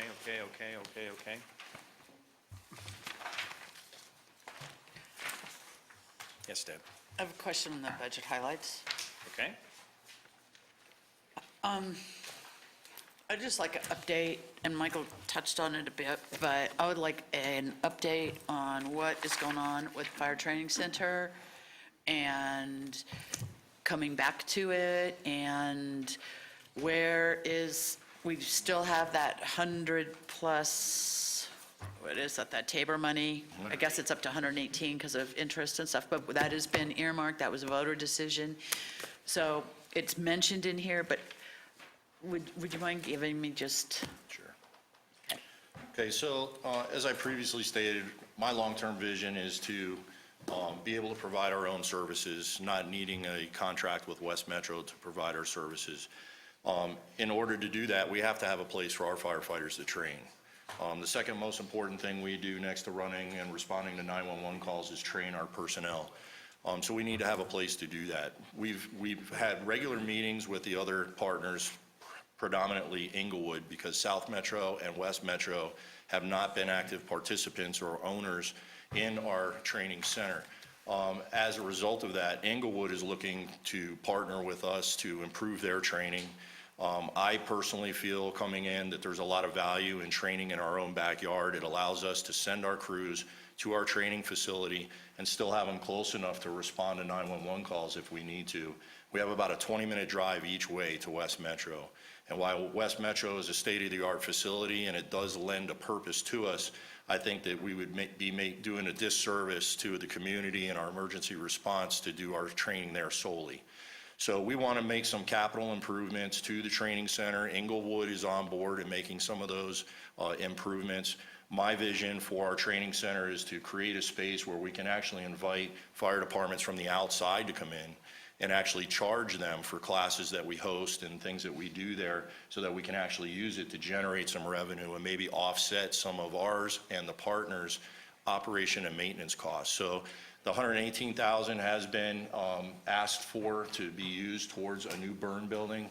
We want to tear down the burn building that's there, purchase a modular type mobile burn building at a much lower cost and a lower annual maintenance cost that will allow us to provide our training to our firefighters right here in our backyard. That way, if we need to, we can easily pull them out of the training center, put them back on the road, available for emergency services. Will that also include any improvements to the drainage out there? Yeah, we are currently have been working actually with Charlie and his staff, as well as Inglewood. We have plans for some stormwater mitigation that's required on that site, as well as the drainage for the water from the burned building so it does not go into the canal. The plans have already been done. We already have the costs associated with those projects, and that's part of some of the requests of funding that we're asking for in this year's budget. Okay, thank you. And I'm going to save my question, and we'll schedule a study session for the chief to come back and also talk about some of the other programs that aren't necessarily coming up in the budget discussion. So, council, pay attention. So what we handed out real quick, and we will have the chief go into detail at a study session, but wanted, because the fire fund is over so many different pages, it's hard to tell on the overtime, and as Councilman Valdez alluded to earlier, overtime in the fire department has been a significant issue for the council over the last several years. And as you'll see, Chief Armstrong has done a great job in this year of pulling down what we had for actual costs versus budget in 14 and what we've proposed in 15. And I'll just real quickly highlight that the increase in 15 is not through management issue, because the chief has continued to put downward pressure on that, on the overtime, but is really dealing with some legal requirements for payment of FLSA and just dealing with typical raises and the percentage increase from there. So more to come on that, but I think you'll be pleased with how you're seeing the trend lines for those numbers. And this is the total fire budget, cumulative, inclusive of the enterprise fund as well. So, thanks, Mayor. Okay. Question. Sorry. Did we allocate money a while back for training but over west of here? Didn't we do that a while? West last- Metro? Yeah. Yeah. The West Metro. And we're not going to do that anymore? Is that what I'm hearing? No, we're still going to do it. So we, in 2012, did a contract with West Metro to Right. be our primary response for Trailmark, Lockmore subdivision, and along Wadsworth. As part of that agreement, they give us access to their training facility. It wasn't for that purpose. It was part of the negotiation of the totality of that contract. That's right. And so what Chief Armstrong has been working with the chief in Inglewood for is to bring some of that training back into our facility. Thank you. And council, why don't we take, thank you, chief, Thanks for coming, chief. Thank you, chief. and why don't we take a 5-minute break? And be-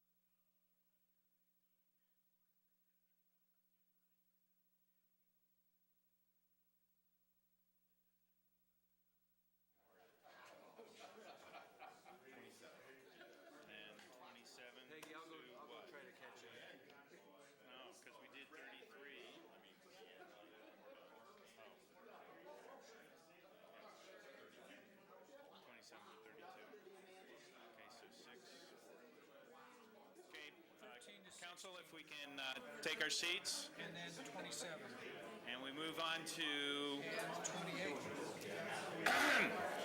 council. and 29. Oh, and all the way up to 32. Okay, we're now into the Public Works section. Policy question number 13. You and Charlie? Yep. All right. We were debating about how good we're doing on time. So But don't jinx it. we will not jinx it. Does council support, this is policy question 13, does council support providing funds to place fiber optic cable along CenturyLink's fiber upon approval of a cable franchise? And as council is aware, you have passed the CenturyLink on first reading, and you'll be discussing it again, I believe, on September 16th. And so this question is contingent on approval of that franchise agreement. And the intent here is that when, not if, CenturyLink starts to install conduit and fiber in our public rights-of-way, what we would like to do when that trench is open is put our own conduit in it as well. So this may or may not happen this year, depending upon what happens with Doug. If anything happens in 2015 and the street is cut, then we will go ahead and put conduit in there, should we have it. Could we have you guys take that outside of? Jim? Thank you, Jim. Jim? Okay. Questions from council? I do have, I mean, I appreciate what we're saying, but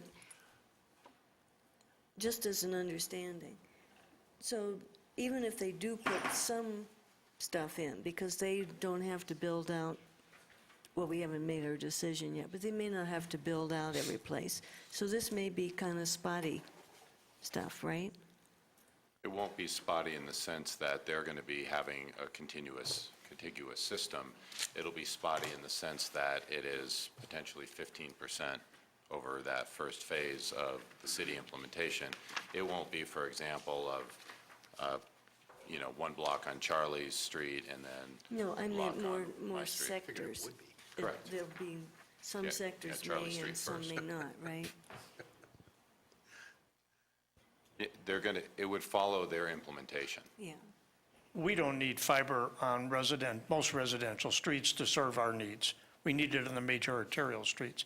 If they're going to install on Mineral Avenue between Santa Fe and Broadway, we'd like to partner with them. If they're going to be doing fiber on Broadway from County Line Road north, we can partner with them. There's a whole lot of places in Littleton, we do not need that dual cable. We have traffic signals all over town that we have no interest in getting the video feedback on. Okay. But, if they were going to put it on your street, my street, any residential street in town, we have no interest in pursuing that at all. Okay, thank you. Other questions from council? Deb? Let me back up here a little bit, because there's multiple goals here. You guys are aware of Senate Bill 152, which limits our ability to get into the internet service provision. Ultimately, we would like to be a gigabyte city like many communities would. That's what's going to put us in a competitive process into the future. There is an immediate need, and that's what Charlie is referring to, is that we would like to get our signals tied up with fiber for management of our signal system. But ultimately, we would like, whether it's us or our service providers, Comcast, CenturyLink, to have fiber all the way through the homes, because ultimately, from the projections and the work that Ken Price has done in meeting with these folks, that the level of demand of data is growing exponentially as we all each have our little multiple devices, and then we have kids that have the multiple devices, and we have family members that have the multiple devices. And so there is a side goal here of ultimately getting the city of Littleton in a competitive advantage, or at least maintaining our competitive, by having fiber throughout the city. And that is not something that CenturyLink nor Comcast has demonstrated an interest in doing, because we currently, the demand by our citizens today is met with the services and the ability of what they can provide now. we're pushing them to move to the future, and part of what we're asking for here is the beginning or the potential beginning of our own infrastructure to provide that service. And I'm excited about it. I know that we have businesses, particularly engineering businesses, that are very interested in the high-speed offering. Just one quick question. Charlie, is this a contract with CenturyLink as they're laying it, that they would lay it? We're not talking about our own personnel. This is to lay something in parallel, right? Yeah, we would not do it, but if they, most likely they're going to bore instead of open trench. And if they do, can they just enlarge the bore so they can put in the second conduit? Thank you. Other questions from council? Jerry? Is this going into the contract? What account number is this? Again, I can't identify which. This is a project account in the capital projects fund. Let me find the. 34,177,7890. And that's on page 115. Oh, I'm sorry, yeah, that, totally overlooked that. Fiber optic line. So it goes on, it's a cost to the city capital, but it's not going into the contract. I just No, wanted- this would be a Right, capital okay, project. cool. Sorry? Thank you, Doug. Other questions from council? Any objection to proceeding with this? Seeing none. Policy question to the report. Doug? Does council support increasing funding for traffic engineering consulting services, $84,500? And Charlie's prepared to talk about what we're doing with that. We utilize the services of Felsberg, Holton, Ulevig for traffic engineering consulting services, and we'd like to expand their work. They've done several projects for us. They are a high-quality perfectionist company that I have a great deal of confidence in. We want to finish up some final design or designs on improvements at Santa Fe and Monroe that'll come to council later. I think you're going to like what they present, and I think you're going to want to take it to the next step. They're not inexpensive, but on the other hand, we need to take it step by step. We want to do some intersection improvement designs at County Line Road and Broadway. We're already in the design phase of that. We need to carry it out further. FHU would be a good firm for us to finish up that project. We do intend to build those improvements at County Line and Broadway in 2015. We have 60 signals in the city of Littleton. Many of them are major arterial streets. We should regularly do reviews of our timing plans for synchronization, coordination of all the signals. That hasn't been done in several years, and we would have FHU go through the process and review all timing plans for Santa Fe, Broadway, Monroe, Bellevue, Littleton Boulevard, Main, Alamo, and Bowles, so that the coordination, the offsets, and everything works exactly according to the plan that we have set. That is not a simple process. It's not inexpensive. It's very time-consuming, but it is critical that we do it because we do find signals that go out of sync, and there's ways to correct those with minor tweaking. It is necessary. Those are the projects we would intend to do with this money if you approve this project. Deb? So in there, you've got listed the Broadway and County Line, and then down in 16C, you have $250,000 for that one. Yes. So what are you doing in 14 that you're not doing in? Well, I'll explain what I'm doing in 16. In 16, we're using that money to match against the state and federal money in order to build the project, because most of it was on grant. But we have to put up $250,000 as our share of the project. The other part of this in 14 is the design services to make sure we get what we want to get out of the project. And CDOT does their own reviews and their own engineering. We want to add more to it, and our consultant could do that. The $250,000 you see in 16 would be the money we would actually spend to build it. So refresh my memory, when the Broadway County Line intersection was improved, because that was just recently. That was done by Douglas County, all of it on the south side of the intersection. Was there, at that time, did you come to us and tell us that this was gonna Yes, come back? that's right. And it was never put in the budget, it was just a warning that it might come? We did put some money, we want to carry it over. and that was the intent. Oh, so this is not new money? This The is the money quarter that's al- million is not new money, it would be carryover that was not spent this year. So it's already in your budget? Yes, And we're just spending it this year? yes, or in 15 is when you'll spend it. Okay. Other questions, discussion? Bruce? Yeah. Charlie, make sure I understand, when you say the final design, complete the final design of the intersection improvements at Santa Fe and Mineral, is this the physical intersection, or is this just the stoplights? No, this is the physical intersection and changes to the intersection to improve traffic flow. We're going through preliminary concepts now to see what could be done to be presented to council later this year. If you approve some of those projects, then this money would be used to engineer those particular details. So just based on concept, I mean, my understanding was this was gonna be a very expensive proposition. Yes. That would maybe end up being affiliated with the Enser property if they did urban renewal.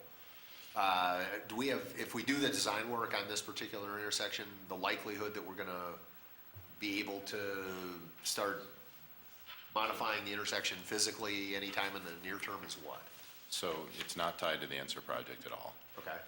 It's tied with getting, as we did early on when Charlie and I came before you asking for the funds in the first place for 2014, is we need to do this work in order to get on the STIP. Right. So what Charlie is proposing is to get the work done so that we can go to CDOT and say, please add this to the list. They're on the constrained budget and have been forever, and so we can't tell you when it would happen, but we can guarantee it won't happen without putting our money up first and getting it up on the list. So it's Okay, it's a if then, if No, not all right, for you- kind of you thing. build it, they will come. Yes, kind of and thing. then, But- then we just push hard with our local director and start to get more involved in the Transportation Commission and push for our project being higher, which is what all the other communities in the state are doing on a regular, ongoing basis. We did this previously with safety improvements on Santa Fe Drive, it had to be 10 years ago. We were highly successful when we did the advanced engineering. We went to them and said, look what we've done. The money just flowed. And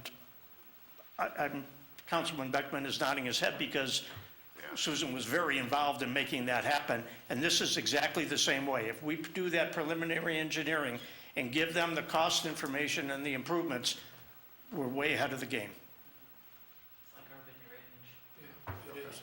Push it See. right up to the front. Council, any objection to having this move forward? Seeing none, on to number 15. This is an upgrade of irrigation. Part of your infrastructure is 74 irrigation systems. We want to do 2 of them in 2015, and that is literally put in new controllers, state-of-the-art valves and heads, and bring it an up-to-date system.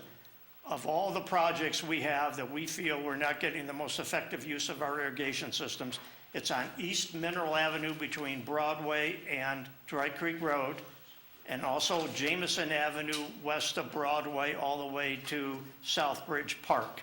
We maintain all the irrigation in that area. It's old, and those things don't last very long, and the controllers we're using are from the 1970s, and we need to bring all that up to date. This is the money that would be spent to modernize 2 of our irrigation systems that need it the most. Is this the Greenbelt area on Jameson? Is that what you said? Yeah, on the south side of Jameson, west of the bridge. And it's Yeah, the median along Mineral. The median and the parkway area, the tree lawn, next to the sidewalk, fence line to fence line, from Broadway all the way to Dry Creek Road. So, this is a $14,000 expenditure. Any objection? Okay, going ahead. We have other capital projects listed on page O, item number 16, $630,000. And we're looking at a number of items. I'll go through a few of them very quickly. We have a smoke detection system in this building that was installed in 1977. It is not compatible at all with the system that was installed for the police expansion building in 2010. That one is state-of-the-art. This one is not. What we want is a system where a smoke detector goes off and the alarm activates. We go to a panel and it tells us exactly where that problem is located. Right now, if this alarm system went off, we all left the building, we would spend quite a bit of time looking for which smoke detector is telling us there's an alarm. With this new system, and it's critical that we do this, it will be compatible with the police expansion building. It will also be able to tell fire and our maintenance crew by looking at a panel, it's item number 1 in room 135, go to it. And it's simple as that.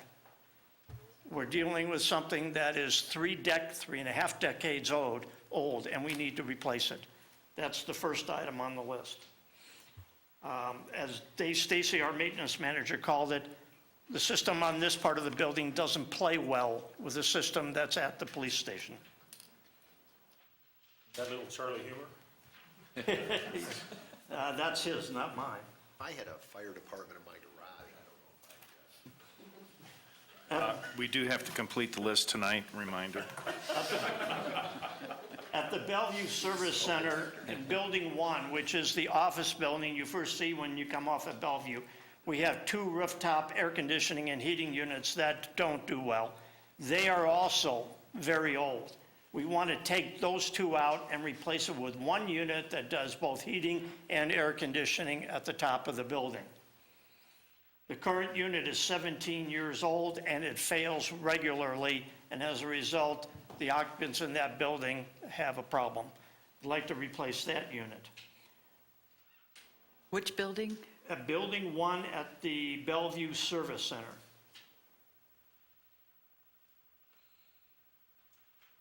We talked about C already. Okay. We have money in the budget to do replacement or repair on concrete roads. We have 2 concrete streets in town, Mineral Avenue between Santa Fe and Platte Canyon, Bowles Avenue between Platte Canyon and Sheridan. Those streets were built in 1978. They were supposed to last 30 years. The 30 years is coming up. They need significant repair. There are some state-of-the-art technological ways of improving concrete roads without having to rip it all out. They call it stitching. This isn't the same stitching you heard from the IS department earlier this year or yesterday. It's concrete stitching where you take brand-new concrete and mold it into the existing. And what that does is eliminate that thump, thump, thump, thump that every time a car drives over. If I had a nickel for every time somebody in Meadowbrook, Polo, or Overlook called me and said, what can you do about that thumping, I'd be a very rich person. What I'd like to do is start to eliminate those thumps both on Bowles and on Mineral and even out the streets. After 30 years, it's time to do some repairs on those concrete streets. Council, questions on policy item 16? Seeing none, are there any objections? Seeing no objections, unanimous? Mr. Charlie? Nope. Before we excuse Director Blossom, I just had an unrelated question, if I may. Only in response to a significant number of emails and letters from some of the residents in District 1. I'm curious, we had a study session about the roundabout, don't see it in the budget, what happened? I'm not happy or sad, I'm curious so I can respond back to him. The roundabout proposal is very expensive. As presented by FHU, it's over $900,000. I've done some research with other cities that have roundabouts that are similar in size to this one, and that number is not far off. It is not included in this budget. At some point, we're going to have to do something at that intersection.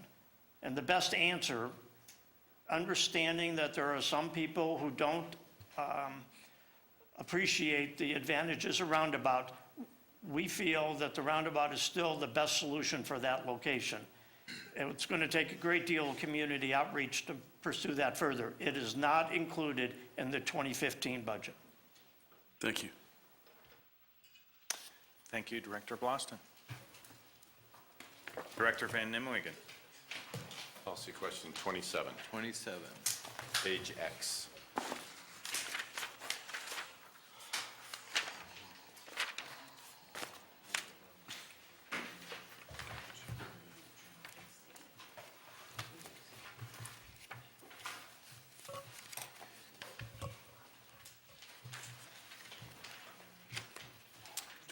While he gets settled, is does council support funding for professional and consulting services? This is a fairly significant request at $234,000. And we've got a lot on the plate for Glenn. Sure. Take it away. So I'll run through each one of these that total up to the $234,500. We're asking for additional funds up to $48,250 to supplement our design review consultants that we utilize for principally, or really only, architectural review. We don't really have that expertise on staff, and we found it to be very effective to use outside sources for that. This year, we actually went out to bid and got 2 new consultants that Michael says is my stable of reviewers, so we can always have people on hand to look at projects. And this has really, I think, worked for us efficiently as far as timing standpoint, and I know some of the council members mentioned that. But for instance, for Littleton Village, we are going to be getting, later this month, probably 5 different plan types of residential structures, each with probably 3 different elevations for each one of those. One of the consultants we hired, Enteleki, Dina Swetlick, actually is on the design review board for Stapleton. So she's really a turnkey operation where we can turn the consultants and turn the plans right over to her. She can turn them around. We review her comments, so some of them we keep, some of them we pass on to the consultant. So I think this has been a good program. We're expecting a lot more projects in the future, and that's why we're asking for additional funds. B, one of the things you talked about the wayfinding signs for the downtown. One of the things that the consultants started to show you was some of the streetscape furniture. I think staff feels that perhaps we ought to take a concerted look at the streetscape design for our downtown, which would be Main Street and Alamo, and that would address things like garbage cans, planters, benches, all those things that add to the pedestrian environment. So we're asking for consultant dollars of $80,000 for that. Item C, last year, as we mentioned, we're successful in getting grant funds from, they're actually federal funds that are distributed by DRCOG. And quite frankly, I wish we were much further along on these projects, but we took a couple of missteps. One of the things we did was, as you remember, we finished the comprehensive or the citywide plan in January with the plan of moving right into the Mineral Avenue light rail station plan, because that was one of the activity areas identified in the citywide plan. And we did the ULI Technical Advisory Panel, where we brought in those experts that looked at that area and gave us some really good, kind of set the table for this greater study. Well, lo and behold, we realized that we put these projects into the DRCOG process backwards. So we had the mineral station for 2015. We had to go through some steps to actually get those reversed. The other thing we've noticed in some of the feedback I've gotten from RTD and looking at the other projects that were approved, and some consultants that have been working on station area plans, is we didn't put in nearly enough. So that is the basis of this C, is to basically increase our percentage of those 2 studies up to about 36%. I think we're at about the minimum of 27%, something along that lines.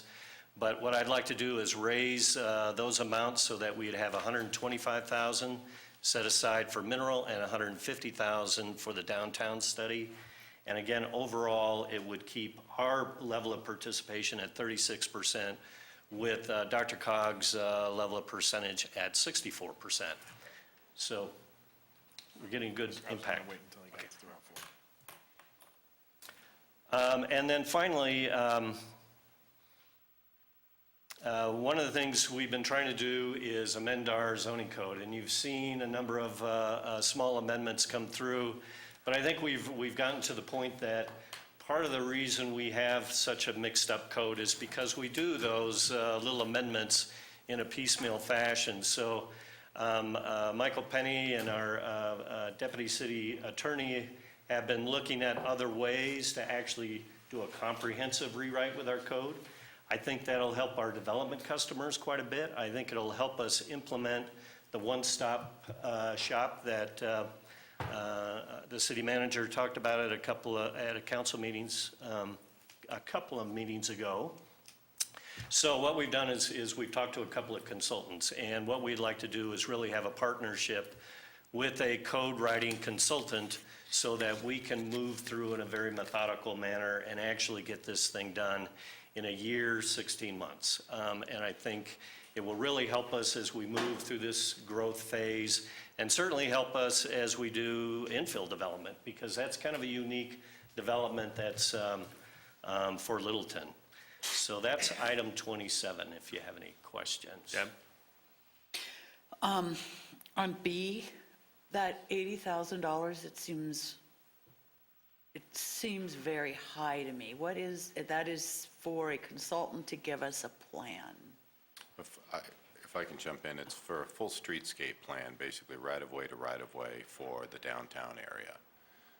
The wayfinding program was a component, and as we were drilling down into that project, really realized as we were having conversations with the downtown and amongst ourselves, that we really want to look at our downtown and comprehensively. And so it's everything from, should it be 2 lanes? Should it be 1 lane? Should we increase parking? Should we decrease parking?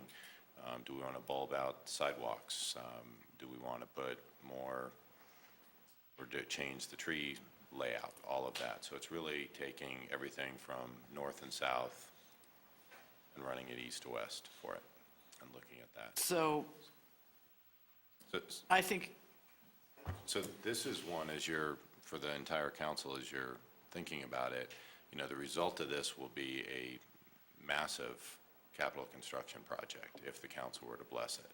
So again, as you're thinking long-term, as you were having the conversation about the wayfinding program itself, this is an $80,000 project, which is going to result in, let's assume council approves it, in multi-million-dollar improvements, because you're looking at potentially significant streetscape changes. You change the width, you change drainage issues, all of that type of thing. So it's really saying that you want to commit to a long-term improvement to the downtown, which is where we thought council was interested in going. So, well, that makes more sense than what's in here, because I don't think $80,000 to tell us where to put street furniture is a good idea. But I guess the only thing, you look at a plan like that, the $80,000 and something like that, and you think, okay, so we pay that in 2015, and we've got this plan that's going to cost $5 million to do. So then, does that plan start to cost more because it has to be revised every couple of years? It's not a final plan, it's an ongoing plan. How do we want it to go as deep as it's going to go, or do we want it to go, I don't know. I'm getting kind of weedy, and No, you can go with the 80,000 and then. It's a valid Work with the concern. I consultants. think what we were concerned is, and it gets to what Glenn just described around how we handle our code, is we piecemeal it. And the intent here is to create a roadmap, if you will, no pun intended, where we have an overall plan. And yes, future councils may want to amend that plan as we go, but if we really look at it from a comprehensive manner, then when we do those implementations as money permits, then we can do it from the ground up, if you will, and we're not going out and spending a bunch of money installing something here or bulbing this out when we know that the ultimate goal is this or that. But I do think it's very important for council to consider is that as you think about capital projects for the future, and as the Bruces yesterday were talking about, if we're going to be looking for additional revenue streams, is this somewhere where does this enhance that conversation? Does that detract from that conversation? So it's not just a request for the streetscape plan. It has ramifications based upon the capital project's needs. Well, just one last thought. I would really like to see us start to, I'm somewhat disgruntled that we have one of our largest departments coming in asking for $250,000 in consultants. I realize there's specialties and Did you there's. say largest departments? One of our largest. I think there's about 4 of them in there, but Well, I'm about like number 7 on the list. One of our smallest. anyway, sorry. okay. Asking for consulting services is where you left it off. Disgruntled. Dang it. You gotta say it's fun.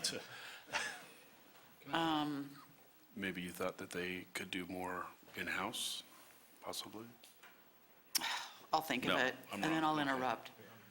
Okay. Feel free, you do it all the time. Okay, so this is not meant. Oh, I just have. Go ahead. No, I'm kidding. This is not meant to educate Councilmember Brinkman or anyone else. If I could maybe recast what Mr. Penny said.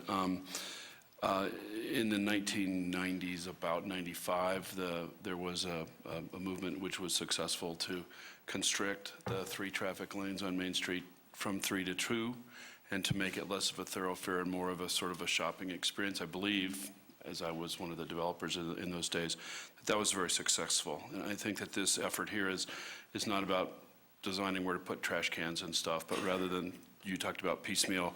We do have a bit of a piecemeal, in my view, and no disrespect, but the trees and the bike racks and the stuff, it's kind of counterintuitive, and it just seems sort of like arbitrarily and haphazardly placed. And I think what this is an effort not to do what came up in a meeting, and some of us in this room were there, where it was proposed that we underground Main Street at a cost of, I don't know, $200 million or something like that, but perhaps coming up with something that makes sense, but is innovative and interesting and might help both our merchants, that interplay of how do you get the cars through there, but how do you get people to slow down and stop and shop? So I think it's really an economic development move, and we've been sort of on that continuum all week, and so I think this is a very good complement and juxtaposition to our marketing and wayfaring and signage programs.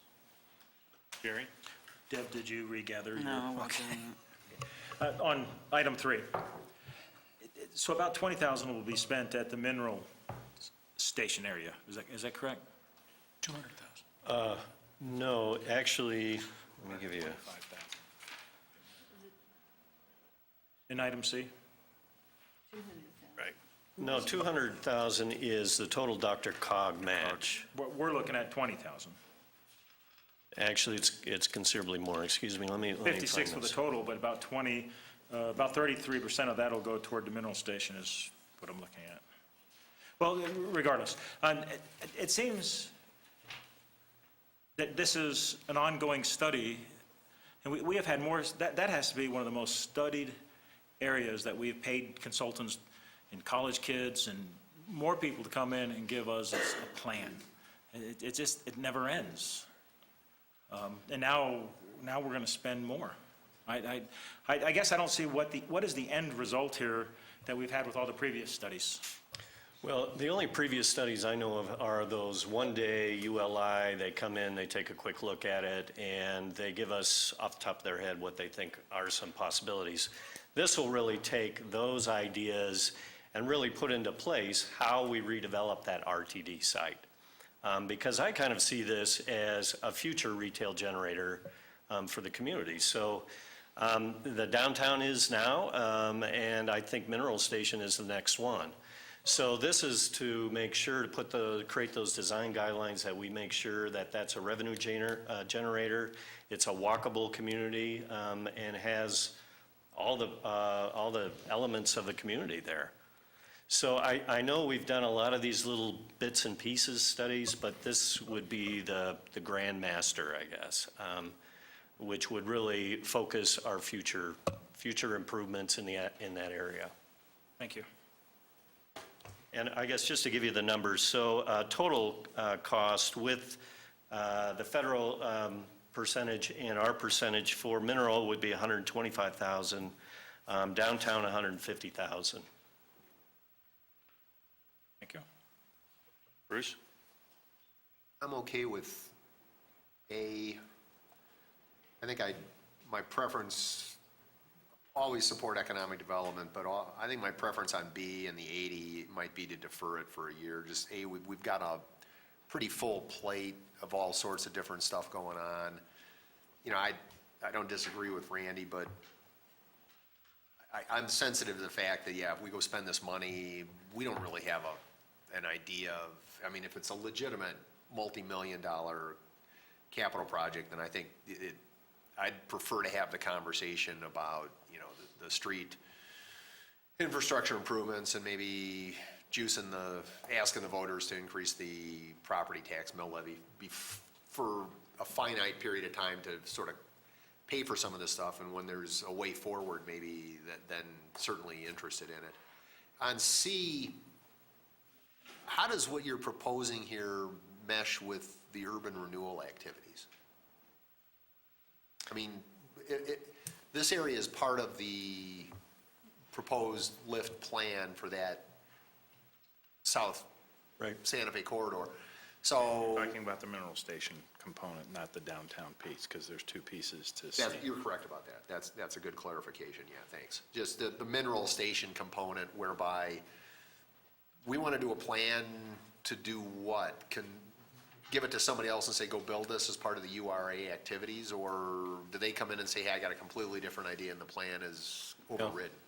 Well, I think we know right now we got serious infrastructure issues on not only this site, the RTD site, but the Enzer site. Right. So I really see the URA as a way of financing those improvements.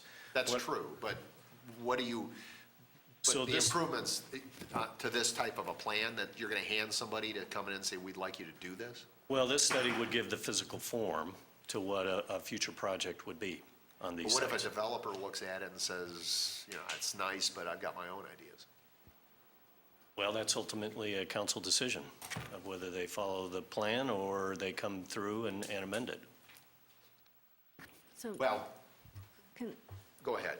I just want to say something. Can we subdivide each of these, vote on each of these separately? Because the kind of conversation Let's I'm finish the hearing is questions. messy. We'll do that, yes. Thank you.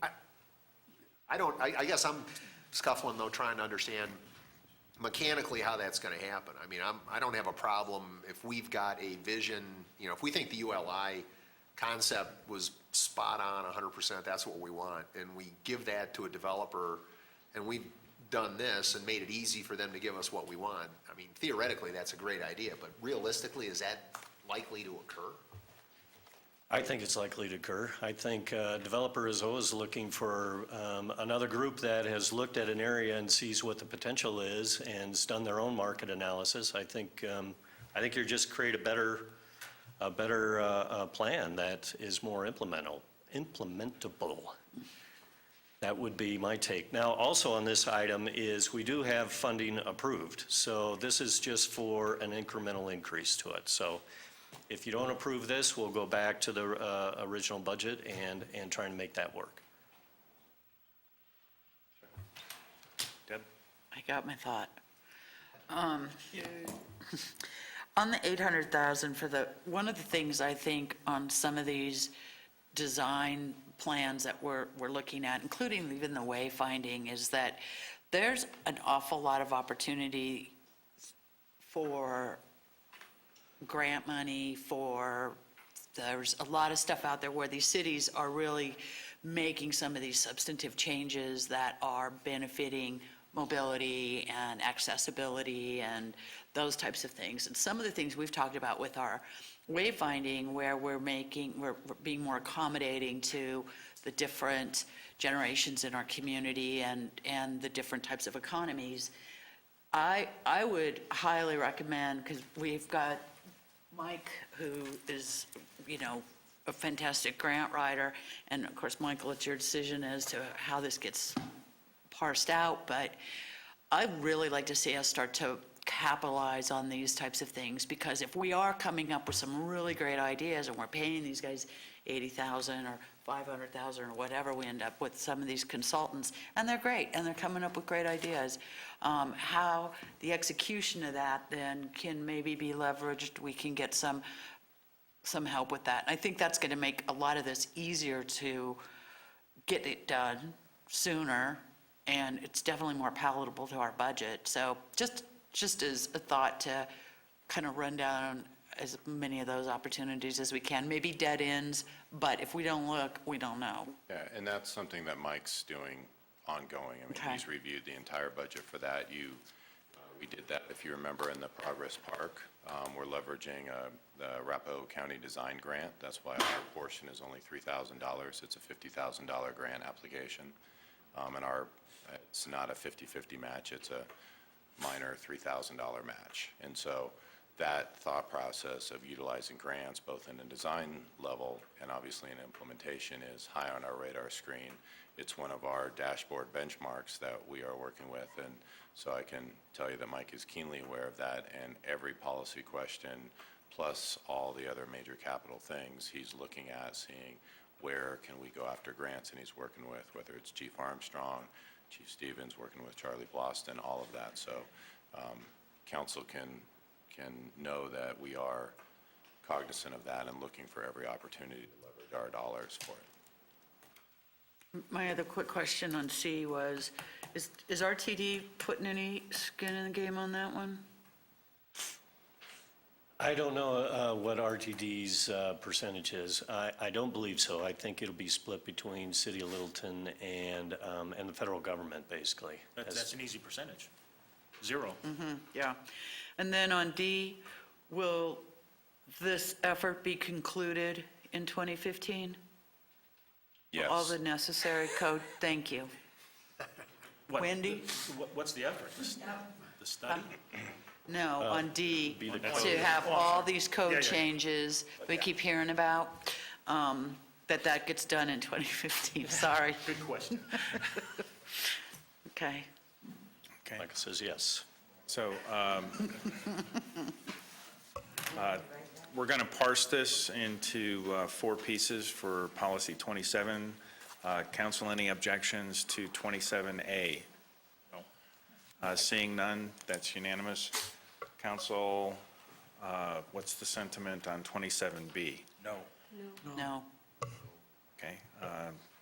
27B is a no. Are you? One yes. Oh, I was going to say 2 yeses. But it's 5 noes, 2 yeses. 27C, No. I'm a yes. Yes. Okay, so we have Jerry? I'm a no. Okay, so there's 3 noes. Peggy, Beckman, and Jerry are noes, and 4 yeses. And then on 27D, Yes. any Yes. objection? Yes. Deadline. Oh, contingent completed in 2015. No Period. pressure. No Okay, pressure. policy item Trust me, my 28. patience is shorter than yours. Not possible. Sorry, could you go back to see Jerry? Peggy and Beckman. Or no? I held off making a comment. I just want to make a kind of a general comment. When we're talking about the downtown streetscape, I feel like the real discussion is if we're going to have a downtown improvement district, and if we're going to create some kind of district, and that's going to create some kind of funding, and that's going to pay for the streetscape, and we're not going to be looking at pulling it out of the general fund that affects 43,000 people for a very specific thing. I'm all for economic development, and I understand the importance of some things, but I go back to what we talked about last night. We're running out of money. And so we need to find other ways to fund some of these things, and that one just kind of jumps out at me that way. I'd put a ditto on taking a look at alternate funding approaches, yes. Moving to policy 28. Okay, we're asking for additional funds to supplement our inspection processes. One of the things we look at is, in being in community development for a number of years, growth is always cyclical. So as we're definitely in the upcycle right now, we don't want to necessarily staff up because that cycle usually comes down. So there's a couple of elements here. One is just a additional consultant for building inspections. We got slammed recently with a number of roofing inspections. That's going to carry into 2015. This way, we can keep our staff working on those projects that are coming out of the ground that are going to generate revenue for us, and we could utilize a consultant to primarily do roofing inspections, which we're having kind of an issue trying to keep up with at this point. The other half is housing inspections. So you know that we have a systematic multifamily housing program. Last year, I think we asked for additional funds to speed that along. I think we are very effective, so we'd like to, as one alternative, keep that momentum moving. But we're also looking at some other alternatives. And we've looked at anywhere from how Aurora does it to Westminster to Boulder. And quite frankly, we like the idea, the potential of privatizing our multifamily housing inspection program. We're going to do some more research on that. Part of that element would be increasing the fees for those inspections so that if you're a landlord, you can expect to pay every couple of years a fee to have your unit inspected to make sure it meets a minimum standard. But then potentially, as we do now, we certify our contractors in the community. The same thing with this. We could certify housing inspectors and have those landlords deal directly and contract with that outside firm. What that does for us internally is that frees up a staff person for additional code compliance issues. So we'll have Kirk Money out doing code compliance issues as well as dealing with those housing complaints that we get from tenants every day. So he will deal with those issues. But what will take off his plate potentially is this multifamily inspection program, other than a coordination role, and then he can devote his time to being out in the community looking for code issues. So that's what 28 is about. If you have any questions, I'd be happy to answer them. Deb? So going back into your budget on page 86, on your line items under professional consulting services in 2012, you were at 21,000, in 2013, 53,000, then we bumped it in the 2014 budget to 138. We need to be on page 87, I think, Debbie. Yeah, but she's reading the line item on looking- 86, that's a good line item. You're looking at admin Yeah, dollars then, okay. admin line 7430. Right. So now, we're doubling, we're over doubling that.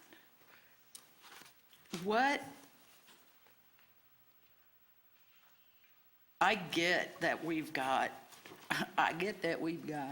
a lot more activity going on, and we've got apartments coming up out of the ground, we're gonna have houses, we've got buildings, we've got businesses, and I get, the occasional hailstorm. But I guess I just keep looking at that number that's now growing at these larger proportions. It's not that, I get all of this stuff seems necessary. How do we, it's a little bit, I guess I get my head around a little bit of the fire overtime. It's kind of feeling like a little bit of a runaway train, and I'm not asking for answers now, I'm just kind of shooting a warning shot that I'd like to see that start to settle down a little bit. I understand, and by settle down, it could mean we have to add an FTE because of this, because, $80,000 is 1.5 FTEs. So I don't know, I'm not going to tell you what your job is or Yeah. how to run your department, but I'm just look at those numbers growing at that rate, understanding that we have an economy that's growing in Littleton and we've got stuff that's happening, and that affects your department very much. So, and hopefully we'll see our revenue levels start to rise to the point where we can even do more of this without feeling tight on it. I guess that's just my comment. Right, that'd be great. Well, that line item actually were all those items under 27, and I guess I would say that these are one-time costs. So yes, they could drop off. If the growth curve drops off next year, these numbers can certainly drop off, whereas an FTE, keeps going up. So that's kind of how I looked at it, is growth is a cyclical thing. Do we really want to gear up for the growth that's on top of us today? But you're right, and I think the other thing we've looked at is how can we do things more efficiently? I think this moving folks out of planning into a one-stop shop actually helps the building department, the engineering department, and community development. So I'm hoping those kind of things we can settle down. I mean, if it doesn't, in planning, I think it makes sense to have more FTEs, but we tried to be, even though it's a big number, we've tried to be conservative as far as how we're using it. And I would add on that a lot of these are one-time project pieces for it, but one of the things, and Glenn and I can work with Doug, is to break out that line item so you actually see what is more of the ongoing versus the one-up, so that there's a level of comfort that when we come to you in 2015 for the 16 budget, that we're not just building on that previous base, but we've told you for 2015, this is what is going to drop off because it's one time, or this is what's continuing because we thought it was going to drop off. It's kind of like a stadium tax, Sure. right? It never goes away. Yep. Stadium's I mean, built, I think paid off. going back to Sunset. 28 specifically, this is an example of allowing the private sector to handle those ebbs and flows. And we just charge a fee that's commensurate with what it costs to have that inspection done. It relieves the pressure off of us and allows, we just have a list of businesses that provide that service, and we run down that list and they come and go as the need is there. So, and we don't have to manage that anymore, and it's been very successful in other communities. So certainly support that one, but hear your concern and request No, on I think that there are, overtime, or without a the doubt, perfect applications for contractors. Okay. That, when applicable, makes perfect sense. So I have a question or two. On 27? Or I'm sorry, 28. So this includes the multifamily housing stuff, right? Yep. Right. So how far along are we now? And We these are have- still the first time through, right? Right. We have about 26% To go? left. And then we'll start over, right? And then we start over, that's right. So I'm concerned about that. I attended, and I'm trying to remember, it must have been a DRCOG session a couple of years ago about inspections and some of the issues of contracting versus your own, and the quality control of the inspectors, the public interface, whether or not you irk the devil out of people in their own homes, not necessarily all these new Very things, valid whatever. concerns. I'm not real eager to be subletting this stuff, because we have from what I understand, an incredibly good training program for our inspectors. So, and Jim is still here, so maybe he could comment on that and soothe my concerns a little bit, Well, or... the way we handle it with any quality control is through the RFP and through the contract process. And if we got complaints, we would not utilize that contractor again, because ultimately you would have a list of inspectors, and we would run down that list as inspections are necessary. And if we received complaints on one, we would remove them from that list for Well, it. So it's like managing how many any people operation. might we irk before we actually Well, did hopefully that? none, because these are private sector people who make their living off of providing the service that we're asking them to do. And if they don't provide good service, they don't get hired to do the work, and they don't So, get paid for it. so if they make people happy, but they're not really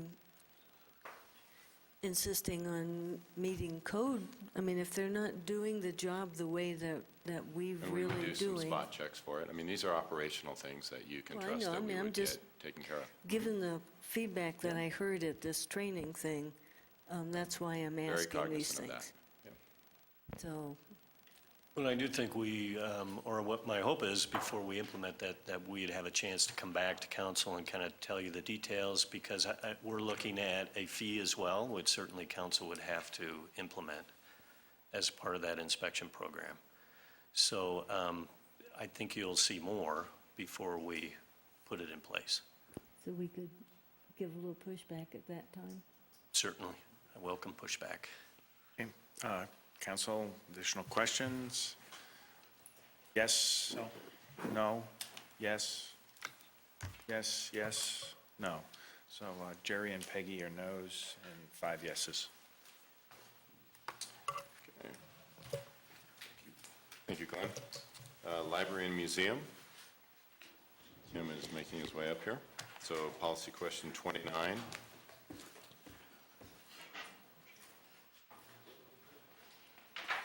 The first question, we've had a study session, maybe two, or at least a quick update on a second one.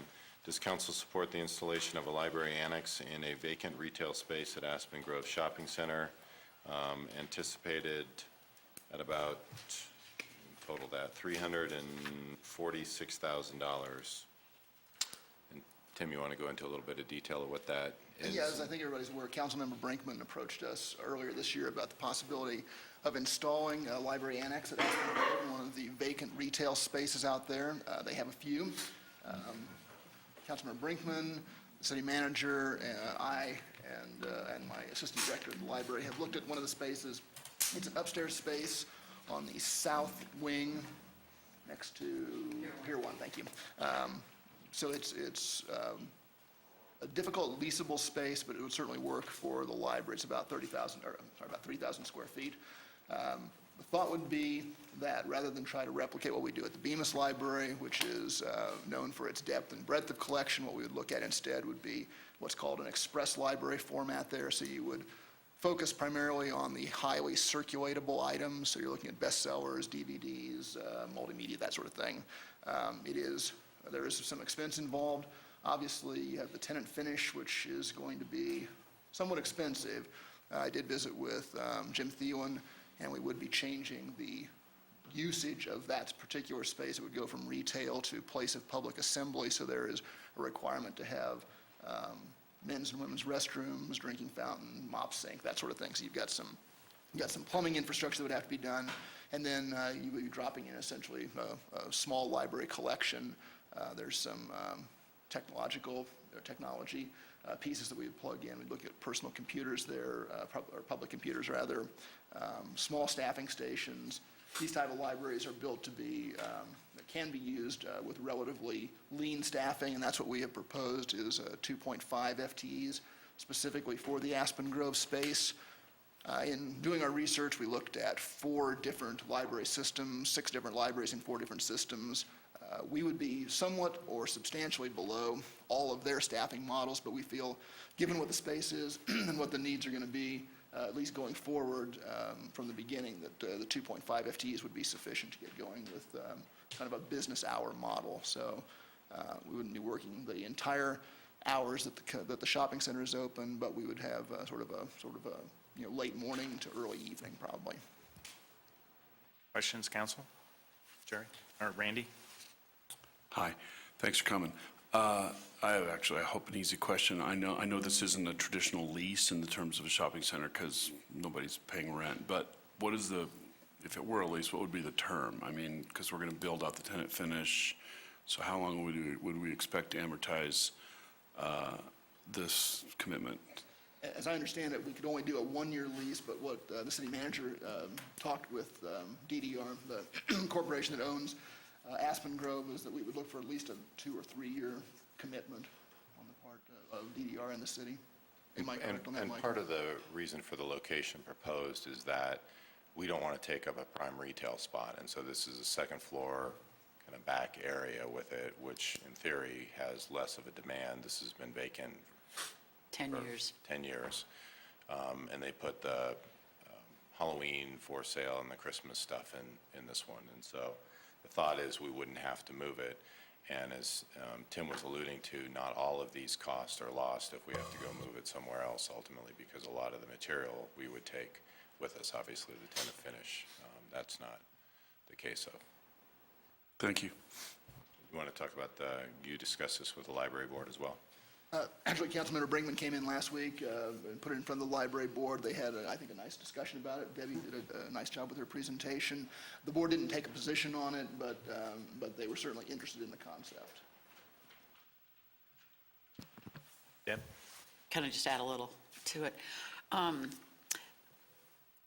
We have a tight budget, and this is a big number, and it kind of sticks out like a sore thumb. And maybe it's not something that council's ready to do right now, and I was a little surprised at the cost of doing it. I think the ongoing cost is minimal, and I would hope that the impact fees that we're getting, which some are designated for the museum and should be used, that would be an appropriate use because it's about the growth. And we are putting right now, over 700 dwelling units new into that southwest corner of our community.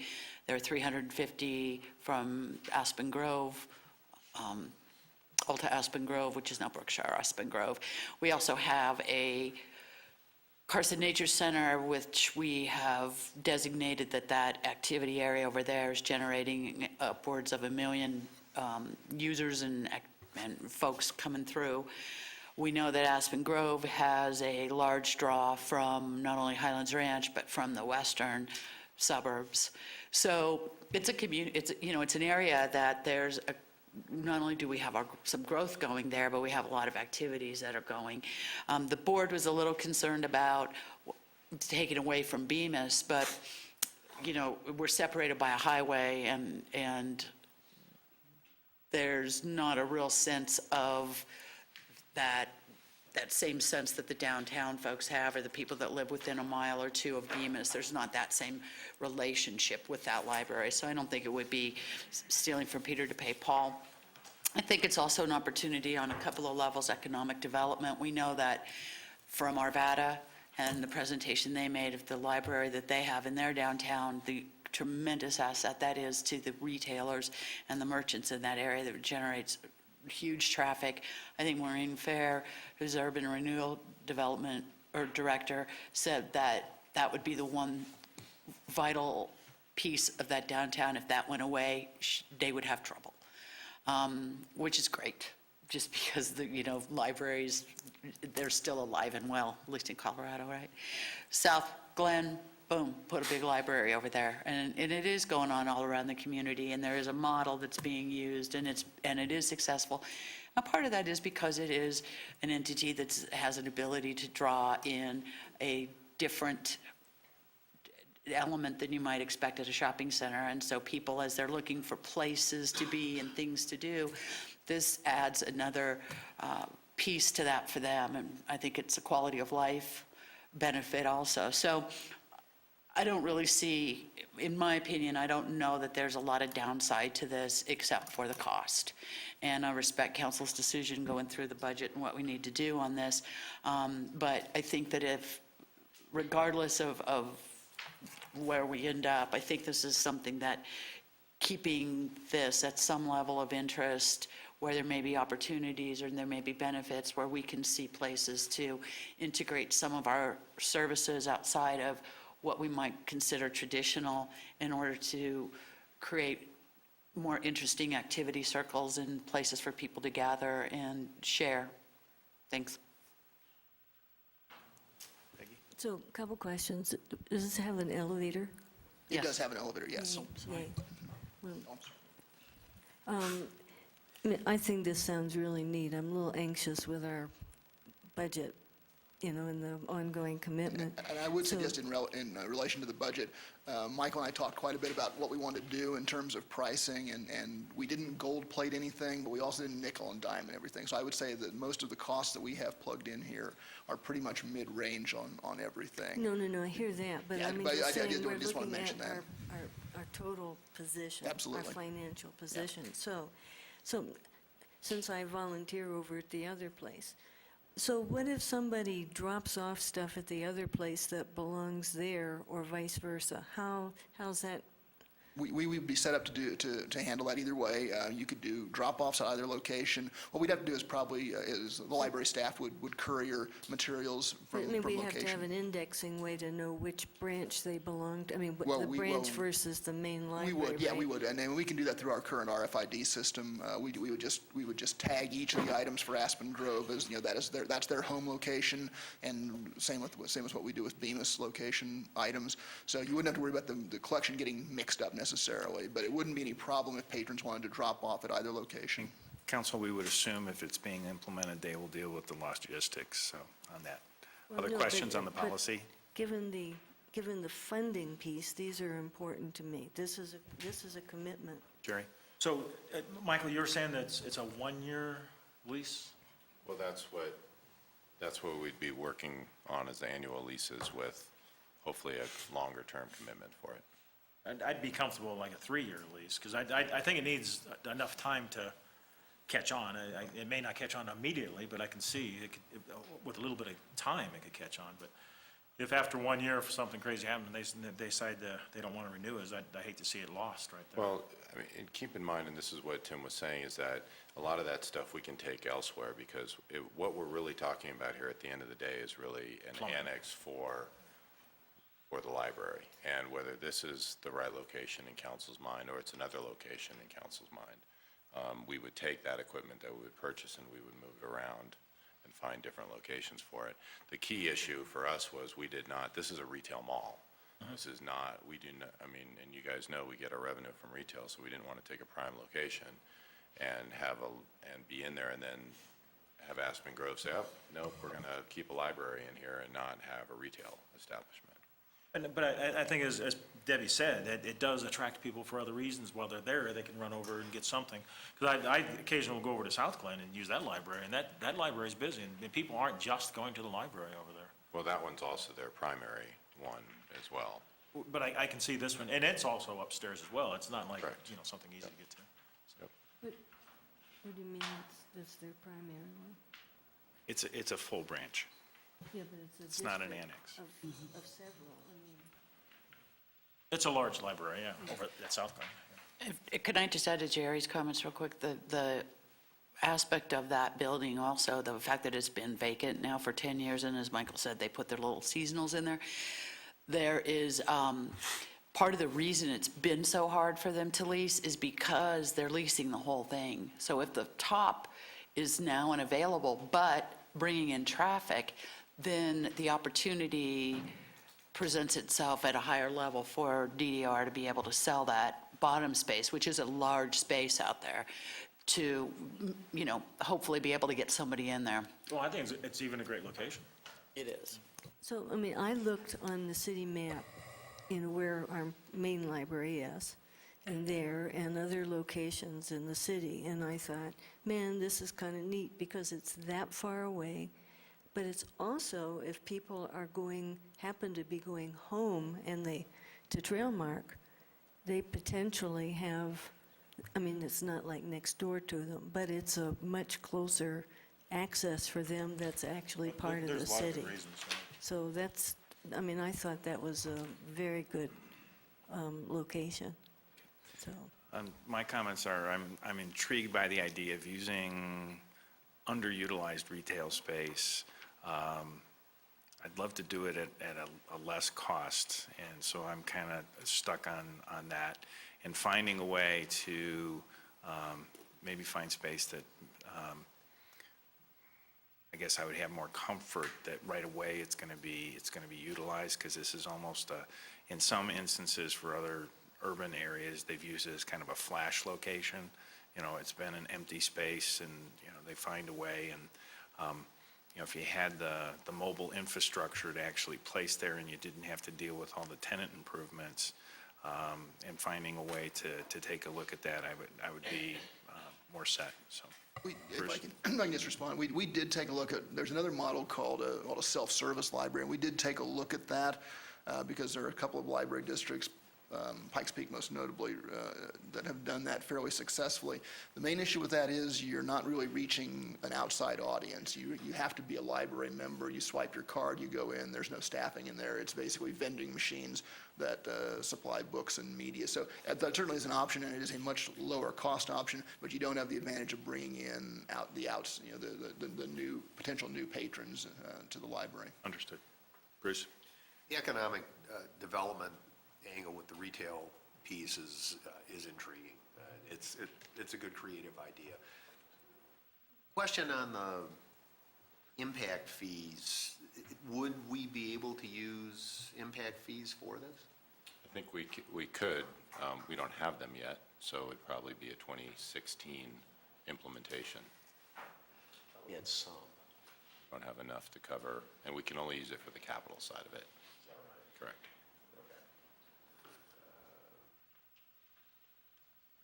If you, I mean, once it's in, you we- can't reimburse.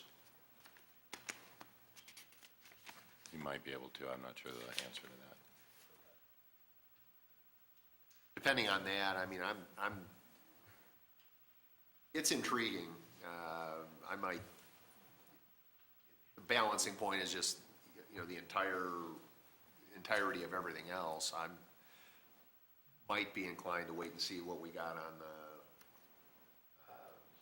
the impact fees, just to cover more of it if possible. But if we can reimburse for stuff that we're out of pocket on from an impact fee coming in later, I might be okay. Probably within the year we could. I can find out. Okay. Obviously, I first asked the question about the duration of the lease, and while I'm a little bit queasy about that, I think it speaks for itself that it's been a vacant space for 10 years. So, knowing just a little bit about retail, I'm comfortable that although the language of the lease, if we're going to call it that, is for a year, I don't have, I'm not too concerned about that. And also, it could be a generator, as Councilmember Brinkman mentioned, to help fill another space, which would generate some tax revenue. More to the point, though, I think this is a really bold and innovative thing. And we talked before about how our fire partners were able to come up with something bold and innovative. And I want to just make the statement that I'm in support of things like this. So I'm willing to take a risk. I know it's a big number. I think it's the right decision, so I'm supportive. So, that, I just have a quick money question. Would Conservation Trust Fund money be? No. No? We looked. Okay. But thanks for asking. Bruce? We can tap. Open space? If we could find a way to take this from something other than just the straight general fund and capital, I would feel more comfortable. It's just the money. The idea I like, and I like the idea that maybe the impact fees could do it, but I'm not comfortable at this point for $300-some thousand. Sentiment of council on, So can I ask on that? So when do we expect any impact fees to be coming in at all? Well, it's when building permits are pulled. So we hope that we'll have some next year.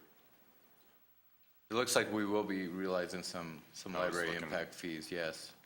And that could possibly cover the $132,000 that's budgeted in the capital projects fund For this year, or for 2015? for 2015. So, I mean, and that's what we're approving. So when we say next year, Michael, we're thinking, and at what point in next year? I mean, the building permits are Well, pulled. it depends upon when the building permits come in. Yeah, I mean, we're anticipating that, for example, Littleton Village will start pulling significant permits next summer. okay, so is this the kind of thing we could potentially tie to when we start receiving those? No, no, I'd ask that you not get into the income and expense piece. Doug can handle that, approve the policy question. If you have to trust that if you're approving it, we are doing it when we know that those permit revenues or those impact fees are coming in. Okay, so I mean, you Yeah. got I stuff mean, in your but you have head to- that I'm well, not but- hearing. so- No, you just have to know that we are assuming that the project moves forward, Littleton Village, in those revenues that Doug was just referring to. There's no guarantee. I mean, Well, I that know project that. Well, I know, could but- go away, and I think that's part of why Councilman Stallman was asking, can we get reimbursed if we pull it out of the capital fund? And that's what we'll certainly check on.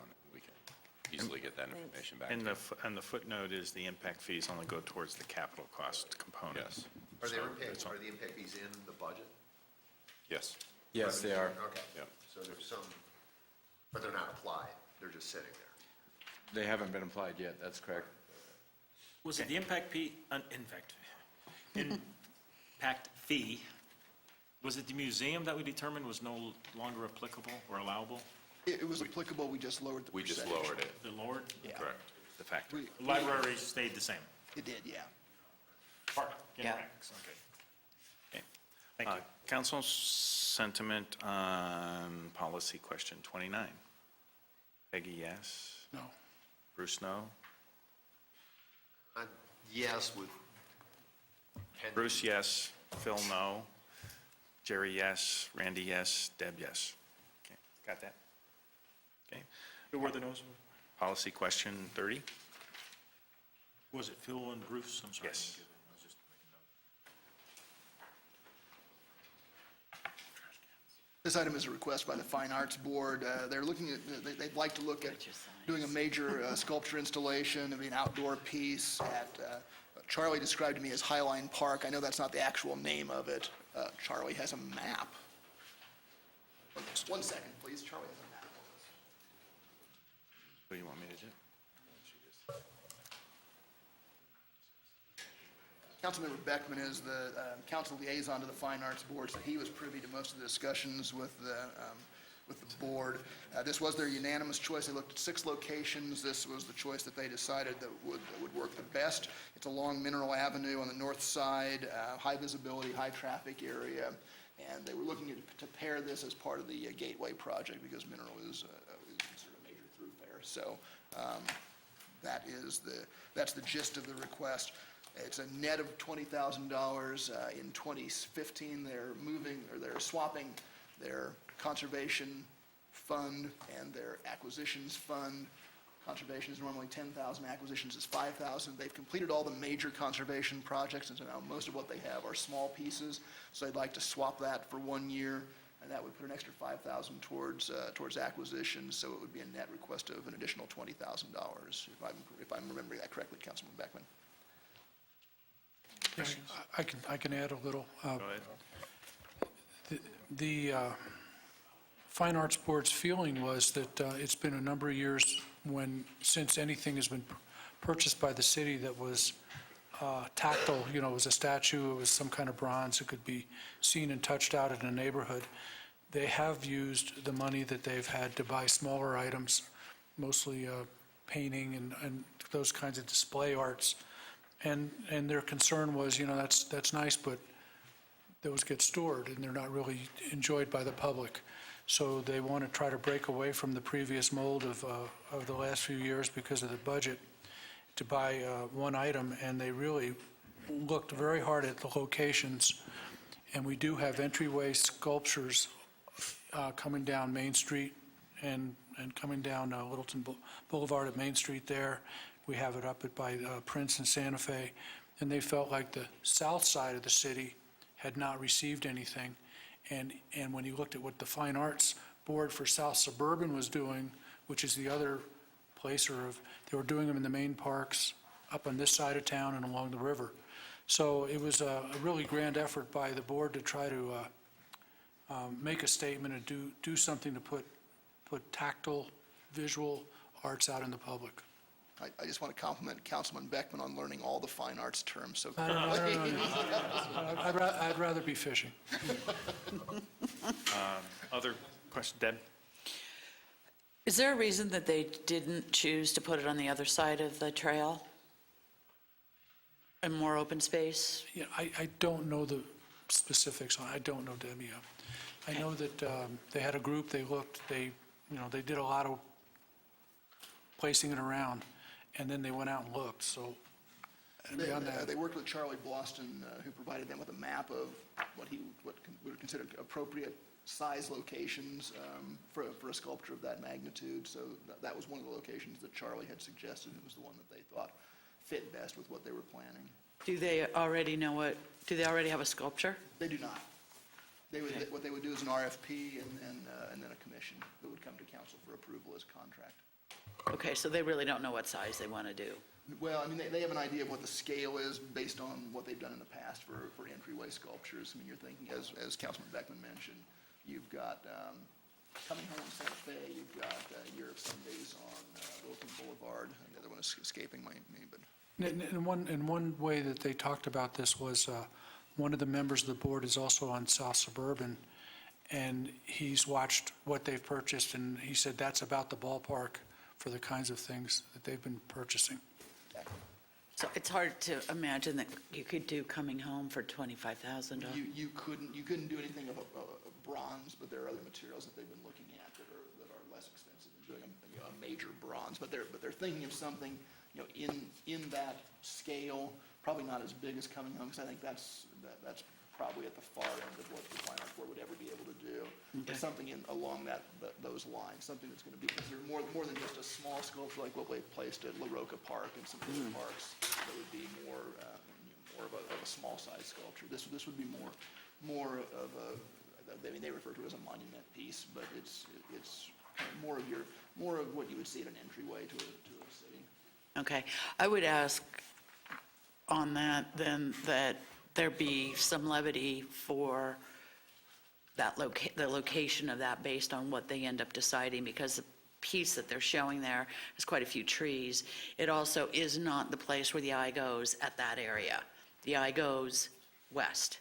So it goes really northwest, because you're not going to do anything at Ryder Vista, and the other is a trailhead. So I would just suggest that there's a little bit of possibility of rethinking that depending on the sculpture. The other question is, from my experience from having sat on that board and watched them buy the art with all the money they had and then scramble to try to find the money to have it mounted, have they allowed for that in the budget? Are they prepared for the full and total cost of the piece with this money? Yeah, that was one of the things that we talked about extensively, was making sure that you talk not only about the acquisition, but about the installation and then the upkeep too. So yeah, that all is, we've asked them to consider that in any acquisition that they make.